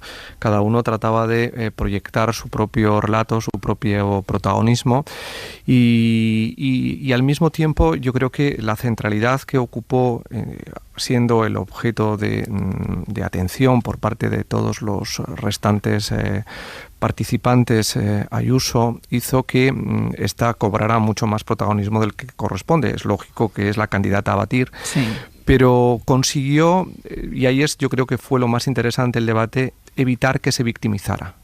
Porque si hubiera proyectado la imagen de ser víctima de los ataques y de los rifirrafes de todo el debate, pues hubiera claramente perdido. Y ahí es donde creo que ella consiguió equilibrar el debate, ¿no? Consiguió poner sobre la mesa sus políticas, definir cuál era su visión de Madrid, la que todos conocemos. Fue bastante reiterativa en eso y ahí se encontró con una Rocío Monasterio que trató de complementar a su manera el discurso de Ayuso, mostrando que para que hubiera libertad tiene que haber seguridad, y es donde se deslizó por un terraplén absolutamente xenófobo, con un posicionamiento duro de extrema derecha que curiosamente no encontró prácticamente en ningún momento, salvo en el caso de los menas, la respuesta de Isabel Díaz Ayuso. Un silencio que fue realmente impactante por el contenido ético que hay detrás de las cuestiones que estaba poniendo sobre la mesa la candidata de la extrema derecha, ¿no? Y eso es lo, creo, más significativo. Y por ahí es donde quiso crecer Edmundo Val, trató evidentemente de abrir hueco, planteando un posicionamiento ético en su distancia respecto de Ayuso, pero en términos generales creo que lo que se vio es que Ayuso es la protagonista, que Rocío Monasterio y Vox tratan de ser el socio preferente de gobierno y por tanto lograr una capacidad de influencia en el futuro gobierno de Madrid mayor del que tienen en estos momentos. Y Ciudadanos pues incapaz de lograr abrir hueco y recuperar el espacio que tenía, ¿no? Ayuso opaca a los otros dos candidatos de la derecha. Por cierto, sobre lo que decía Lasalle ahora, sobre la respuesta de Isabel Díaz Ayuso o la no respuesta sobre algunos asuntos que ponía la candidata de la ultraderecha sobre la mesa. Sí respondió a lo de los Menas, lo había hecho ayer aquí por la mañana. Recordar que a la pregunta que le formulábamos ayer en el Hoy por Hoy, si no consideraba a Vox de ultraderecha, decía, bueno, de ultraderecha solo en algunas cosas. Sí, vamos a ver. A mí me parece que ganó claramente el bloque de izquierdas y, entre otras cosas, ganó porque consiguió que se hablara de Madrid y casi solo de Madrid. Por tanto, la estrategia electoral de Ayuso, que consistía en confrontarse con Sánchez, en convertir las elecciones de Madrid en unas elecciones nacionales, creo que fracasó. Y por tanto yo creo que hay que evaluar a cada cual en función un poco de las expectativas con las que entra y en la situación objetiva que ocupan las encuestas, ¿no? Entonces, en ese sentido, la evaluación que yo hago es el que estaba más debilitado en las encuestas, y sigue estándolo, es Pablo Iglesias, y fue el que más se creció. O sea, por tanto, es una perspectiva casi puramente aritmética, vencedor. El que más tenía también que arriesgar, que es el de Ciudadanos, perdió los papeles a mi juicio. O sea, no sabía, hubo un momento en que ya no sabía, sobre todo entró en un principio de contradicción, de hablar de moderación y a la vez, diríamos, entregarse a la radical Ayuso, ¿no? Con lo cual esa contradicción performativa... Pero es que la contradicción está incluso en el origen, Fernando. Alguien que sigue insistiendo en que va a apoyar un gobierno de Isabel Díaz Ayuso, alguien a quien les han echado del claro, gobierno. Y desde el centro, ¿no? Claro. Entonces, claro, ese es el tema que no acaba de salir. Y luego, dentro de la izquierda, pues a lo que aludí antes, ¿no? O sea, lo que se ve es un cierto temor, tanto del PSOE como de Podemos hacia Más Madrid, que está muy bien en las encuestas, más de lo que se podía esperar, pero sin embargo una homogeneidad, digamos, dentro de ese bloque que tiene muy claro contra quién tiene que organizarse, que es justo lo contrario que nos encontramos en la derecha. A mí me parece que Vox demostró una vez más que no pinta nada en el sistema de partidos español, es decir, qué necesidad está satisfaciendo, ¿no? Excepto, bueno, lo que es la protesta visceral, etcétera, pero bueno, esas protestas no necesitan representarse con escaños, ¿no? O sea, se puede hacer en una manifestación o en lo que toque. Y luego lo que yo también percibí es que el Partido Popular todavía no ha encontrado, por lo menos en lo que se vio ayer de Ayuso, un mensaje con capacidad para unificar a toda la derecha. Si realmente quiere seguir incorporando al centro y quiere seguir separándose de la extrema derecha. Y ahí es donde yo creo que esas son las lecciones así fundamentales que uno puede extraer de lo que ocurrió ayer. Pero insisto, lo que más me gustó es que fue un debate sobre Madrid, que es lo que debía haber sido.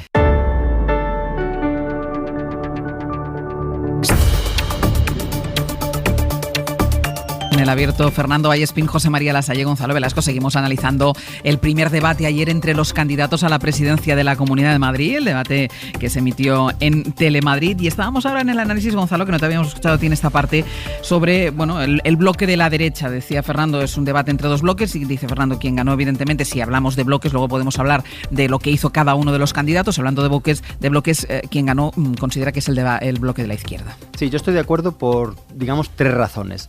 La primera es que las izquierdas lograron enfriar el momento populista que estaba utilizando la derecha. Y cuando digo momento populista me refiero a ese esfuerzo por movilizar a la ciudadanía o al pueblo por una causa y contra un enemigo común, que en este caso era el gobierno de Sánchez. Las izquierdas lograron hablar de gestión de los recursos para garantizar una vida más igualitaria. Y creo que en ese sentido lo lograron. Me parece también que las derechas en esto perdieron porque fue muy curioso, sobre todo en el primer y en el segundo bloque, se vieron obligadas, digo, Ayuso, también Monasterio, a defender los servicios sociales. Es decir, es muy curioso porque no estamos como en el aznaraguirrismo en el que se defendía sin tapujos las privatizaciones, por ejemplo.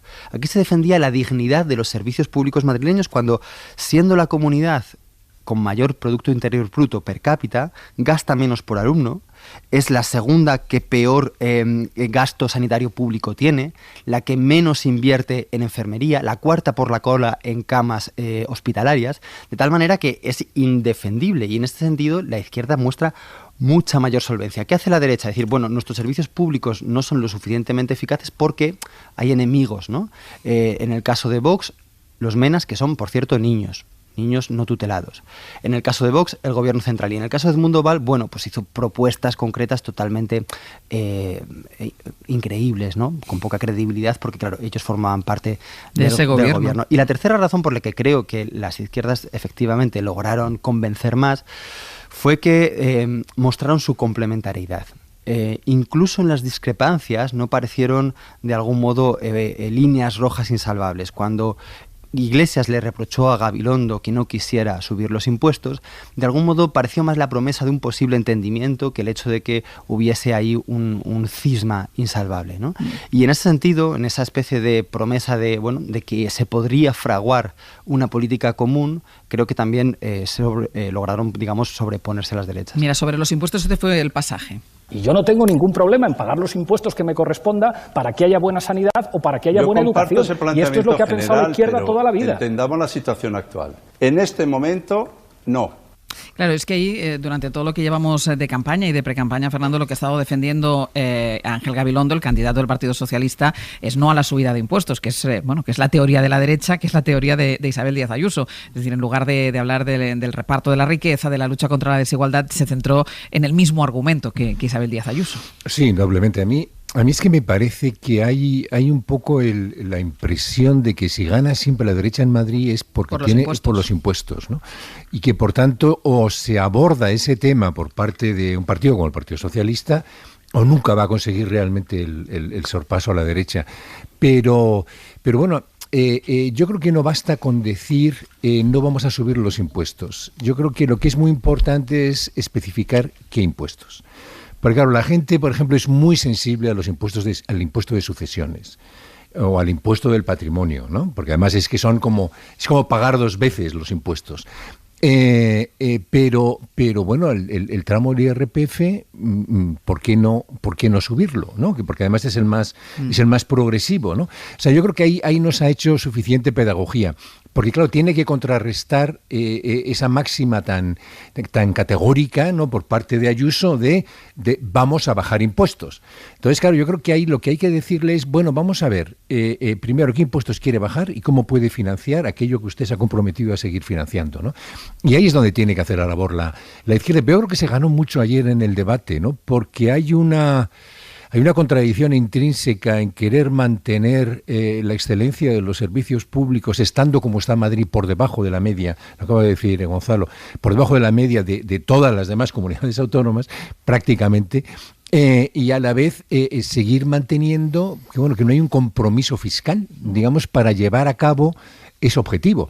Y bueno, ayer en cambio sí salió. A mí me parece que cualquiera que haya visto por eso decía al principio que me satisfizo el debate, ¿no? Porque sí escuchamos propuestas concretas, sí hubo un intento de que Ayuso, diríamos, se sometiera a un rendimiento de cuentas, que era muy importante. Es decir, que no se trataba allí de antifascismo, ¿no? Que yo me temía un poco que de repente entre Podemos y el otro, pues no, aquí se tocó mucho el terreno, ¿no? Y eso estuvo muy bien, porque claro, yo creo que eso descolocó completamente a Ayuso y sobre todo eso permitió desnudar ese discurso radicalmente nacional populista de Vox.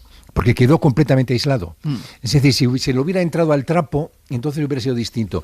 Y luego hubo también otra cosa que me gustó, que lo hizo muy bien Gabilondo, ¿no? Que es el de ponerse del lado de la gente que lo está pasando peor, ¿no?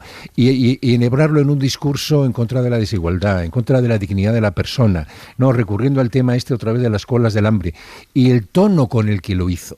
de empatía. No lo hizo con el tono de porque yo le critico a usted, ¿qué tal? No. Es decir, bueno, oiga, si estamos en política es porque no tenemos más remedio que atender a este tipo de digamos, de valores, ¿no? Y yo creo que eso lo supo transmitir con mucha convicción, aunque ahora lo que nos estamos fijando es en lo de Pablo, ¿no? Sí, Pablo, sí. venga, vamos juntos, ¿no? Sí. Pero también hay que recuperar, digamos, esos momentos porque no son muy habituales en los debates públicos en España. Claro, hay una pregunta que no fue explícita, pero que sobrevoló o que sobrevuela estos debates, y es ¿para qué sirve la riqueza? ¿O qué riqueza queremos? Porque cuando Ayuso presume, y se presume una y otra vez desde la derecha, de que Madrid tiene el PIB más alto por la renta per cápita, uno dice, bueno, pero ¿para qué? Si después esto no se revierte en que los servicios que nos afectan a todos, las garantías que permiten que todos podamos vivir más tranquilos, más seguros y por lo tanto, gracias a ello, más libres, son peores, ¿no? Esa frase que se atribuye a Laschetti, no sé con qué, si es así efectivamente, de, bueno, en Madrid se pagan muchos menos impuestos, pero los servicios sociales no son mucho peores, es la clave de la estrategia y todo el discurso ideológico de la derecha. Y yo creo que lo que hay que convencer, y ayer se puso algún mimbre para ello, es que sí se vive peor. Es que ayuda a vivir mejor tener muchas más garantías, tener mucha más protección, tener mucha más red, porque nos hace un poco más ricos a todos. De tal manera que cuando uno se mete en política, como decía ahora Fernando, no tiene que buscar solamente que una cifra de más alta porque haya unos pocos mucho más ricos, porque haya una oligarquía, porque la política viva en una esquizofrenia así. No, tenemos que intentar que, bueno, que en la medida de lo posible todo el mundo tenga las condiciones de posibilidad para llevar la vida que quiere y que por lo tanto sea más rico en todos los sentidos, ¿no? Lasalle. Bueno, yo creo que ayer el debate, por volver un momento a reflexionar sobre quién ganó o quién perdió, yo creo que el debate consiguió en primer lugar en el bando de la derecha que no se desmovilizara a nadie. Y en ese sentido, cuando señalaba al comienzo que había sido un debate equilibrado, quería poner de manifiesto que es que realmente la derecha no ha perdido votos. La movilización, yo creo que escuchando a Rocío Monasterio, la ultraderecha alineada con Vox, y escuchando a Ayuso, va a seguir secundando sus planteamientos y yendo a votar. Por lo tanto, en estos momentos la ventaja posicional la sigue ocupando la derecha en el debate político de cara a las elecciones. Es verdad que ahí la izquierda, y esa es la pregunta, debe plantear, ¿consiguió movilizar más votos? Y ahí es donde yo creo que quizá podría percibirse que en ese equilibrio ha habido un mejor posicionamiento de los candidatos de la izquierda. ¿Por qué? Lo estabais comentando hace un momento. En primer lugar, consiguió el debate evidenciar que en Madrid hay una cuestión de fondo sobre la que no hubo respuestas adecuadas por parte de quienes han sido gestores, que es la desigualdad. El debate de la desigualdad afloró, y afloró también en términos éticos, que fue, yo creo, una de las aportaciones más interesantes que hizo Gabilondo, cuando efectivamente mostró la indignación de un intelectual, de un profesor, de un hombre acostumbrado a lo que es la vida universitaria en el mejor sentido de la palabra y que de pronto responde de una manera indignada, pero sensatamente indignada, a toda la polémica generada con la expresión de los mantenidos, ¿no? En segundo lugar, yo creo que fueron capaces de desmontar el supuesto éxito que evidencia la gestión de Ayuso al frente del Gobierno de Madrid. Los datos, por primera vez, avalaron buena parte de la discusión y en ese sentido se consiguió erosionar desde los argumentos que se colocaron la posición de Ayuso con información, no solamente con percepciones, sino con información. Luego mostraron, en tercer lugar, que son un equipo, ¿no? Esa complementariedad escénica que se percibió, donde los rifirrafes entre ellos fueron siempre muy elegantes y más de matiz en la argumentación que en una confrontación clara, evidenciaron que son equipo, cosa que no logró la otra parte, porque no trasladó la imagen de que realmente existiera un equipo con vocación de funcionar lealmente entre ellos. Y por último, yo creo que fue lo más importante y a mí lo que más me interesó, que lograron neutralizar éticamente el discurso de la extrema derecha y que evidenciaron que la posición de Rocío Monasterio y la posición de Vox es la posición de legitimar la brutalidad en el sentido literal del término, convertida en discurso político, y que eso no tiene encaje. Y ahí el silencio, creo que, de Ayuso a la hora de no ser capaz de manejar una posición de yo con usted no quiero nada, y por tanto de ser utilitariamente interesada en no confrontarme con la extrema derecha porque sé que la voy a necesitar, en el fondo, inconscientemente, le colocaba en una posición de debilidad frente a ella, y eso se evidenció a lo largo de todo el debate. Entonces, bueno, yo creo que como balance final, pues si estos aspectos positivos que asociaron los candidatos de la izquierda se traducen en votos, el debate habrá sido ganado por ellos, desde luego. Es muy difícil interpretar si los debates sirven para movilizar votos, sobre todo porque mucha de la gente que podría cambiar de voto seguramente no haya visto el debate y por lo tanto atenderá a sus propias cámaras de eco, a sus redes sociales, a los titulares que ya van a confirmar su propio sesgo. Pero sí que hay algo significativo en la derecha, y es que el Vox de Rocío Monasterio no es siempre el Vox que vemos en otros espacios y en otros lugares de la geografía española. Es decir, Vox tiene y funda parte de su éxito en ampliar su base electoral más allá de una extrema derecha totalmente xenófoba, radical, inmoral. A veces apela a la unidad de la nación, apela a la bajada de impuestos igualmente, porque finalmente es un partido que defiende a las clases más favorecidas, apela en otras cuestiones al discurso clásico de la derecha. Que Rocío Monasterio se centrara de una manera tan evidente, tan obscena, en los niños extranjeros no tutelados, evidencia que ha renunciado a parte de esa base electoral. Sí, pero eso viene por el hecho de que Ayuso es muy fuerte. Claro, porque Ayuso está muy a la derecha. Pero le ocupa mucho espacio a Ayuso. Pero al mismo tiempo, cuando Ayuso de algún modo, no digamos que fracasa, pero de algún modo muestra su debilidad. Y al mismo tiempo Edmundo Val no consigue ubicar, porque se mueve en una indefinición, en una vaguedad, y arrastra el lastre de la acción de gobierno de su partido. Entonces, de algún modo, la derecha se desdibuja, ¿no? Entonces, no creo que fuera quizás suficiente para perder muchos votos, pero no creo que la derecha, de algún modo, se mantuviera. Me parece que sí que se minó, en cierta manera. Hoy por hoy. Ángeles Barceló. Fernando Vallespín, José María Lasalle y Gonzalo Velasco. Vamos a cambiar de asunto porque con los fondos europeos desbloqueados por el Tribunal Constitucional alemán, bueno, pues se acerca la posibilidad de recibir el dinero, pero también que Bruselas reclame a cambio de este dinero cierta reforma. Rafa Bernardo, hola de nuevo. ¿Qué tal, Lola? Y a las 8 hemos adelantado ese calendario de cumplimiento de las exigencias europeas que está ya casi perfilado, y empezando por los cambios en el mercado laboral, en el mercado de trabajo, que pide Bruselas que tienen que estar listos antes de que acabe este año, antes de que acabe 2021. Sí, en ese calendario que se está cerrando, la reforma que ocupa el primer lugar es mercado de trabajo. Antes de final de año tiene que estar lista la reforma de la reforma laboral, ¿no? Lo que se está hablando ahora sobre la mesa, negociación colectiva, subcontratación, pero también todos los otros aspectos que se ha comprometido España con Bruselas en relación con el mercado de trabajo. O sea, la flexibilidad interna, que es convertir en permanente el mecanismo de los ERTE, la reforma de la contratación, ¿no? Lo de disminuir los contratos temporales, las políticas activas de empleo, ¿no? Las políticas para recualificar a parados y ocupados. Eso, primer hito. El segundo, la reforma de las pensiones. Pues esta se tiene que repartir entre este año y el que viene. Para 2021 está previsto que esté listo el nuevo mecanismo de revalorización conforme a los precios, la reforma de la jubilación anticipada, la reforma de la jubilación tardía, y para 2022 Bruselas espera pues todo lo referente a los autónomos, ¿no? La cotización según sus ingresos, los nuevos periodos de cotización para percibir la pensión, la reforma de la pensión máxima, esto para 2022. Y la tercera gran pata, la tercera gran reforma, la reforma fiscal, pues esta queda para 2022. Hay que decir que todas las reformas que se han comprometido con Bruselas tendrán su propio calendario, pero estas tres, ¿no? Laboral, fiscal y pensiones, son las más importantes. Y luego decíamos que Europa quiere reformas a cambio del dinero, esto que estás contando, de esos 140.000 millones de euros en transferencias y créditos que nos van a llegar en los próximos años para combatir los efectos del COVID, pero ¿Cómo de estricta va a ser la condicionalidad? ¿Va a controlar Bruselas el grifo del dinero en función de las reformas que se hagan en España? Bueno, parece que esta vez la condicionalidad va a ser menos estricta que la de la crisis de 2008, va a existir en todo caso.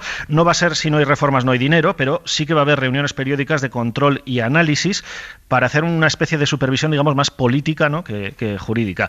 Si miramos el plan de resiliencia presentado la semana pasada, el propio gobierno lo dice ahí, ¿no? Los pagos europeos están vinculados a la consecución de los hitos y objetivos que se fijen para cada plazo. Así que va a haber una especie de auditorías.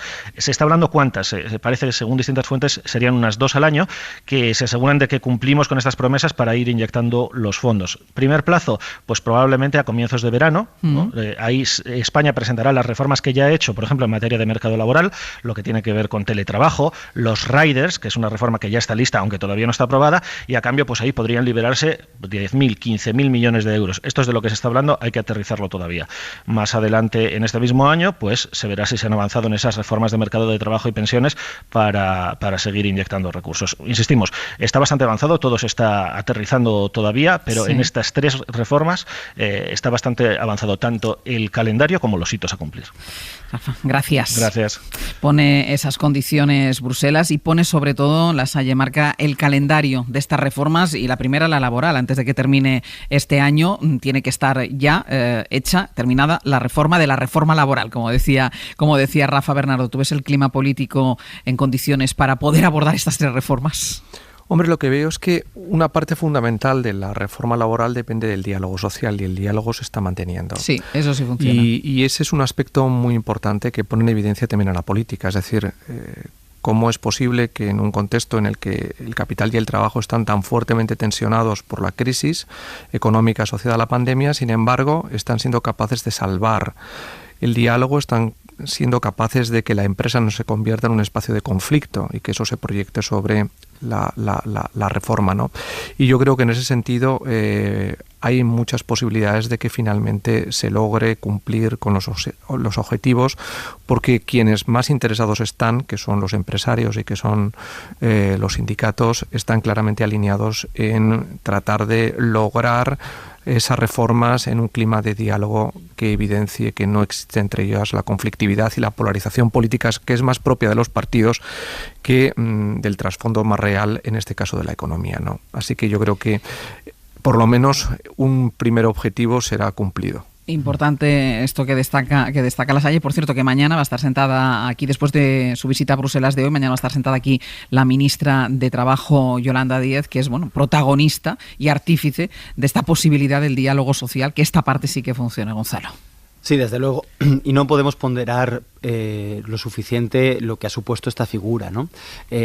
Alguien decía que la verdadera oposición, o que el modelo de lo que debería ser una oposición, es lo que está haciendo la patronal, porque claro, pone sobre la mesa sus intereses, pero se sienta a negociar y finalmente llega a acuerdos, ¿no? Que Yolanda Díaz haya conseguido esto es un verdadero éxito, y desde luego genera una credibilidad tanto para la ciudadanía como para las instituciones europeas, que efectivamente son, en una estructura de subsidiariedad administrativa, pues son nuestro gran condicionante.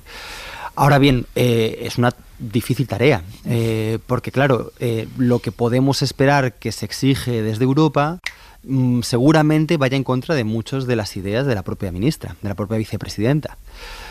Lo que tenemos que conseguir, desde luego, es un modelo de trabajo que no sea el actual, que se basa en una especie de jornalerismo permanente, ¿no? Somos los trabajadores, nuevos trabajadores, sobre todo los jóvenes, son jornaleros que van a ver qué trabajo consiguen, qué contrato temporal, durante cuánto tiempo, y lo van renovando de una manera, además, muchas veces casi alegal, ¿no? Esto no puede seguir pasando sin que eso implique que tengamos que ceder a la nostalgia de un modelo keynesiano al que seguramente ya no podamos volver, ¿no? Necesitamos en ese sentido la imaginación, pero también la firmeza ética para generar una nueva propuesta administrativa, nuevos modelos de contratación, y poner los límites que sean necesarios, y a su vez tener una voz clara ante las exigencias de Europa con las que no queramos transigir, ¿no? Fernando.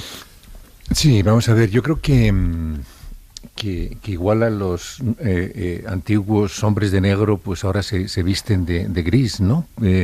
Es decir, va a haber hombres de gris, es decir, no tan estrictos como eran los hombres de negro, pero sí con exigencias muy claras y muy palpables, ¿no? Vamos a ver, yo creo que lo que se avecina ahora va a ser tremendamente interesante de observar, porque vamos a ver hasta qué punto los diferentes países soberanos dentro de la Unión Europea van a tener o no autonomía suficiente como para poder marcar diferencias políticas a la hora de aplicar los fondos, ¿no? O sea, hay un factor que indudablemente es fundamental, que es el diálogo social, pero hay otro factor que es el que a nadie se le escapa, que cuando desde Bruselas se habla de reforma del mercado laboral, se está hablando de exactamente lo contrario que el gobierno dice que quiere hacer con la reforma laboral. Es decir, flexibilidad, mientras que el otro lo que se trata es de seguridad.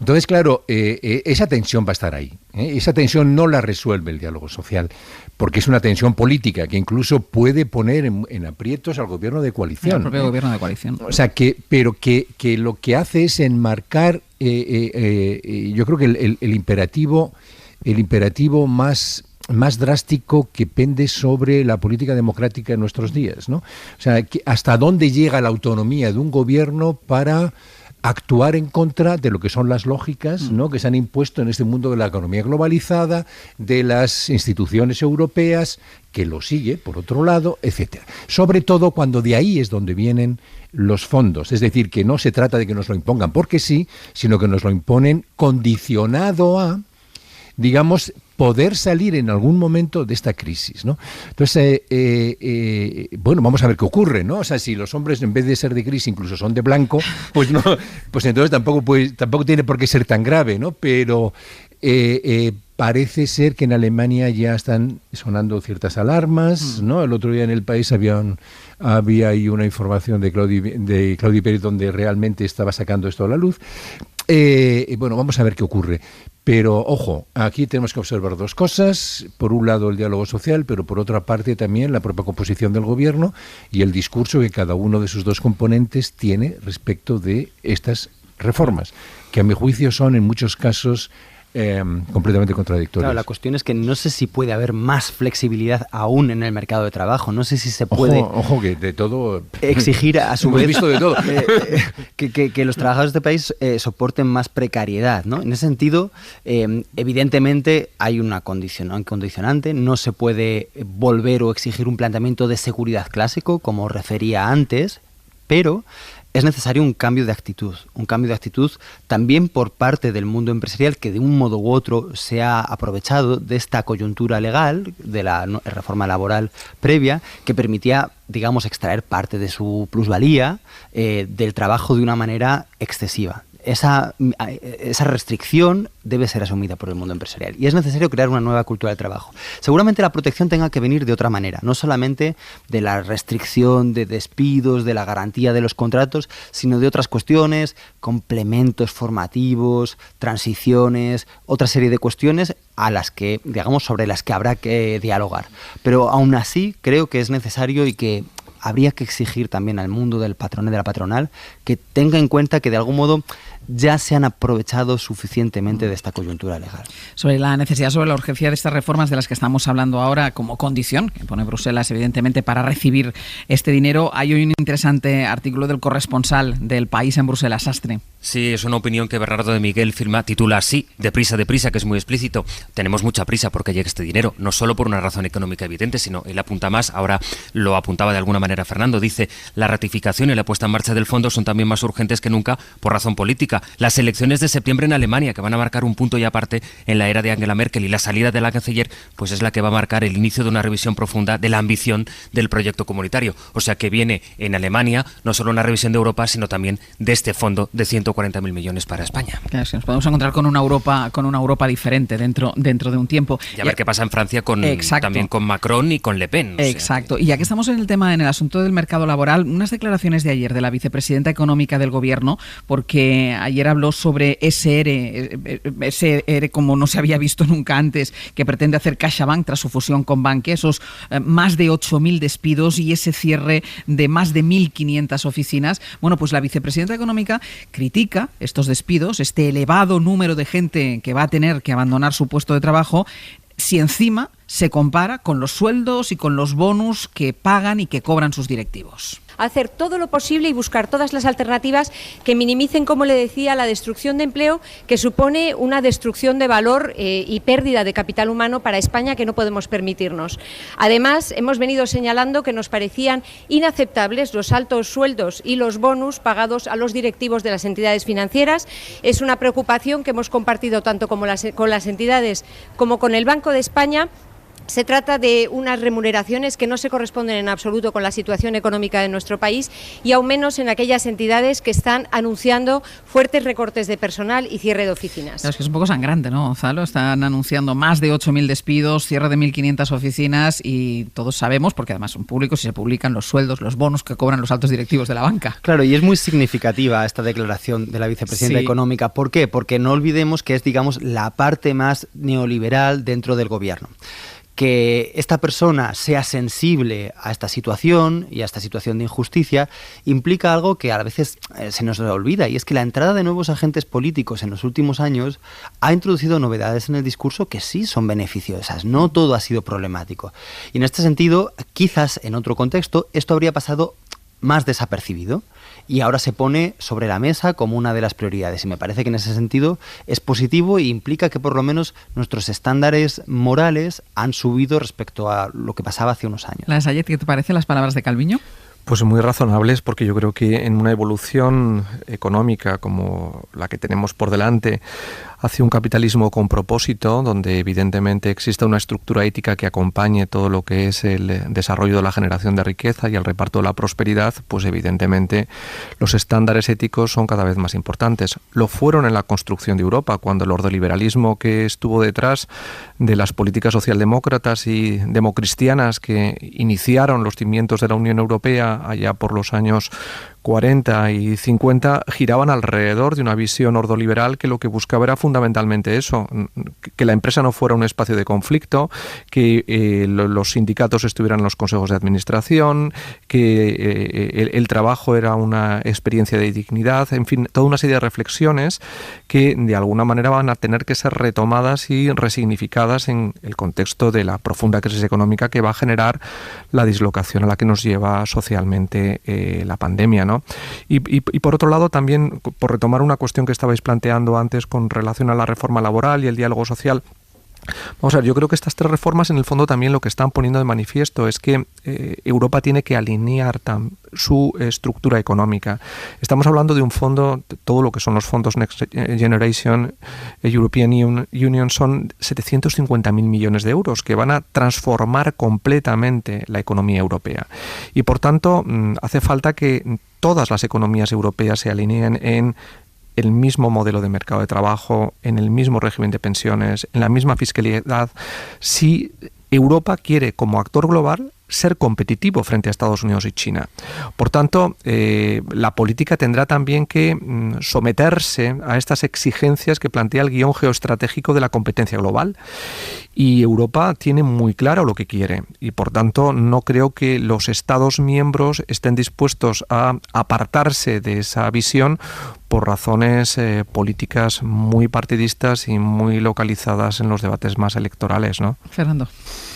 Bueno, me han dejado ya muy poco margen, te dejan poco espacio. Poco espacio por decir. No, yo creo que hay un antes y un después de Biden y la pandemia, ¿eh? Y por tanto vamos a ver, la pandemia ya no permite jugar con un discurso neoliberal puro y duro. Es decir, hoy tienes que cargarte de razones para poder seguir sosteniendo lo que sostenías antes de la pandemia, ¿eh?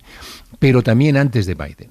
Porque Biden a Europa, entrando en lo último que acaba de decir José María, Biden está marcando el camino a Europa, ¿eh? A mí me parece que es... y no estamos discutiendo nada sobre lo que está ocurriendo ahora mismo en Estados Unidos.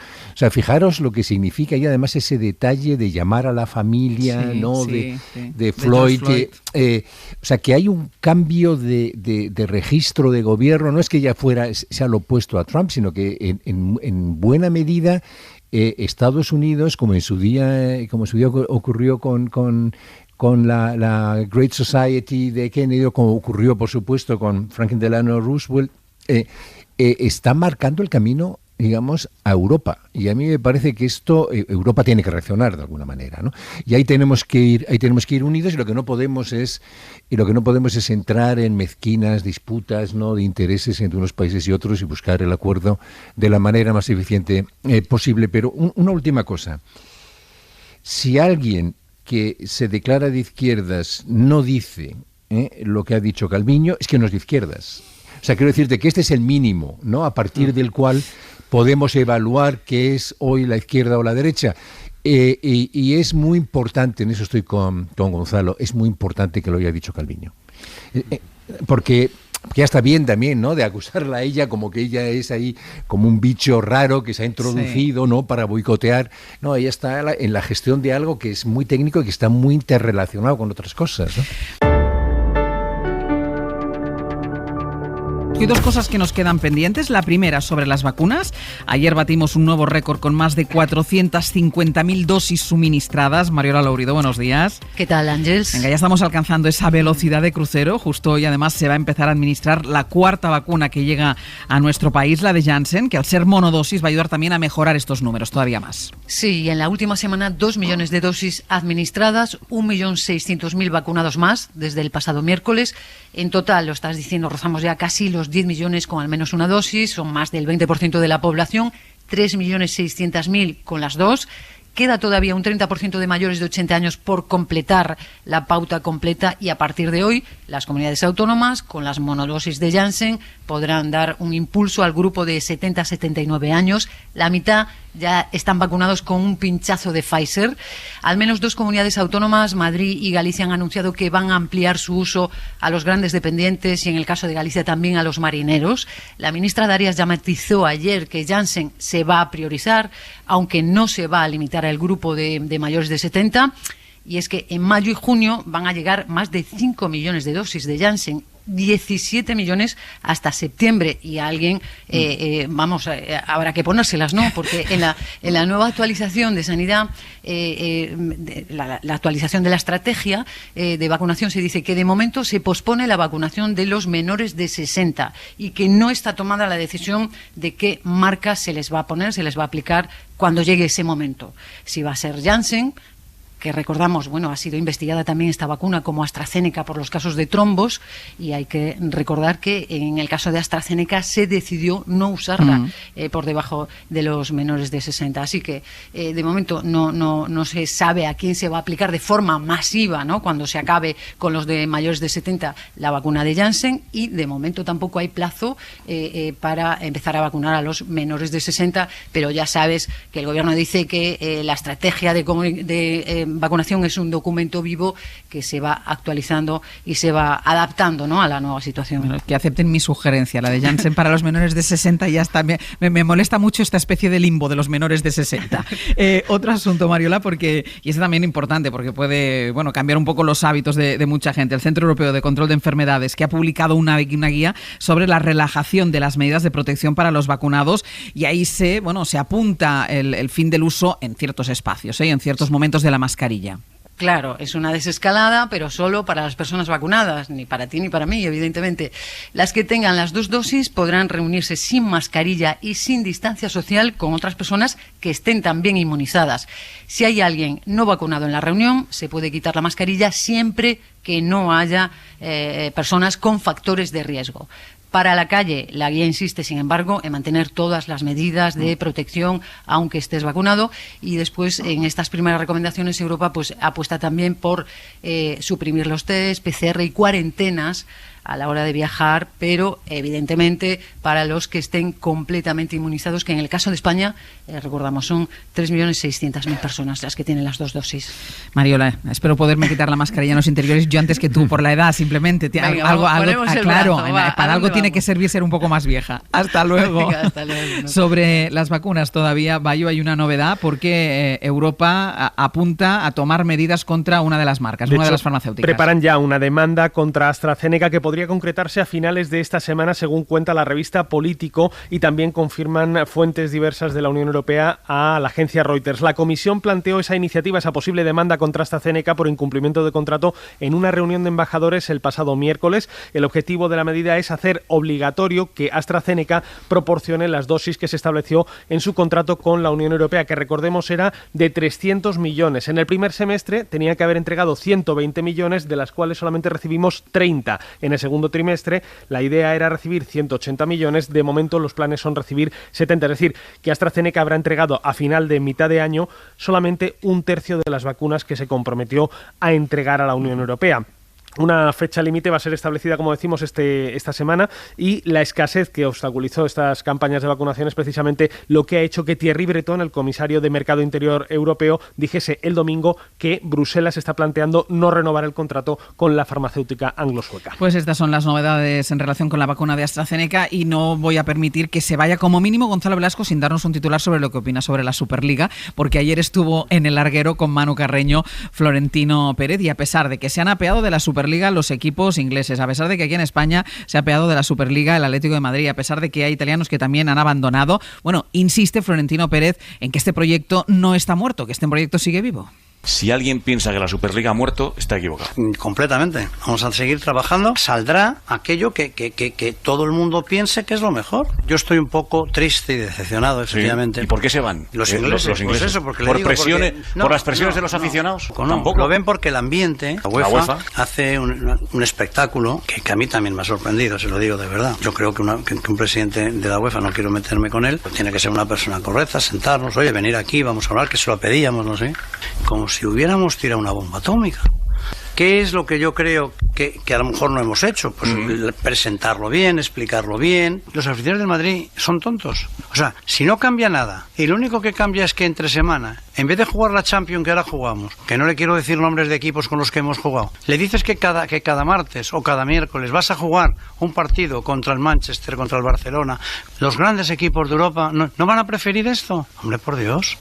Decía también ayer Florentino Pérez que hay partidos de fútbol que no le interesan a nadie. Tiene un argumento estupendo para convencer a los demás, y es que el que participe va a quedar subcampeón. Entonces esto es fenomenal, ¿no? Bueno, de momento el Barça, que no se ha bajado todavía de la rueda. A mí de Florentino Pérez la verdad es que me llama la atención, si él además es uno de los, digamos, ejemplos de la élite económica del país, su falta de sensibilidad y su desconexión con el sentir general de la gente. Él no es un político, no tiene que dedicarse a eso, pero cuando trata de difundir sus ideas y persuadir a los demás, realmente no puede esgrimir argumentos como que es que el resto de partidos son basura, ¿no? Porque además hay una cosa que hay que decir claramente, y es que los grandes eventos deportivos, los grandes partidos, son grandes partidos porque se construyen como espectáculos. Claro. Porque un partido como tal puede ser mucho mejor, más interesante y más fascinante cuando juega el Alcoyano contra el Madrid y el Alcoyano gana el Madrid. Pero no solo eso, que si cada semana hay un gran partido, al final perderemos el interés por los grandes partidos. Pierde todo el aura, efectivamente. No os doy la palabra a los demás porque no tengo tiempo, y como el único que había dicho que quería hablar de la Superliga era Gonzalo Velasco, ya lo siento. Sí, pero un segundito, porque Sastre acertó, porque Sastre dijo en un tuit y tal que, digamos, la Super League es el clásico. Sí. Y ahora ha quedado ya el clásico. Sastre, hasta en eso tiene razón. Claro, es que no, él hubiera querido que fuera la final, Fernando, pero ya lo siento, es en el primer partido. Terminamos aquí nosotros el abierto. Fernando Vallespín, José María Lasalle, Gonzalo Velasco. Hasta la semana que viene. Adiós, buenos días. Un beso. Chao. Suscríbete a Hoy por Hoy. Todos los episodios y contenidos adicionales en la app de Cadena SER y en nuestros canales de Apple Podcast, Spotify, iVoox, Google Podcast y YouTube. Escúchanos en directo en la SER de lunes a viernes a las 6 de la mañana. Cadena SER. La radio.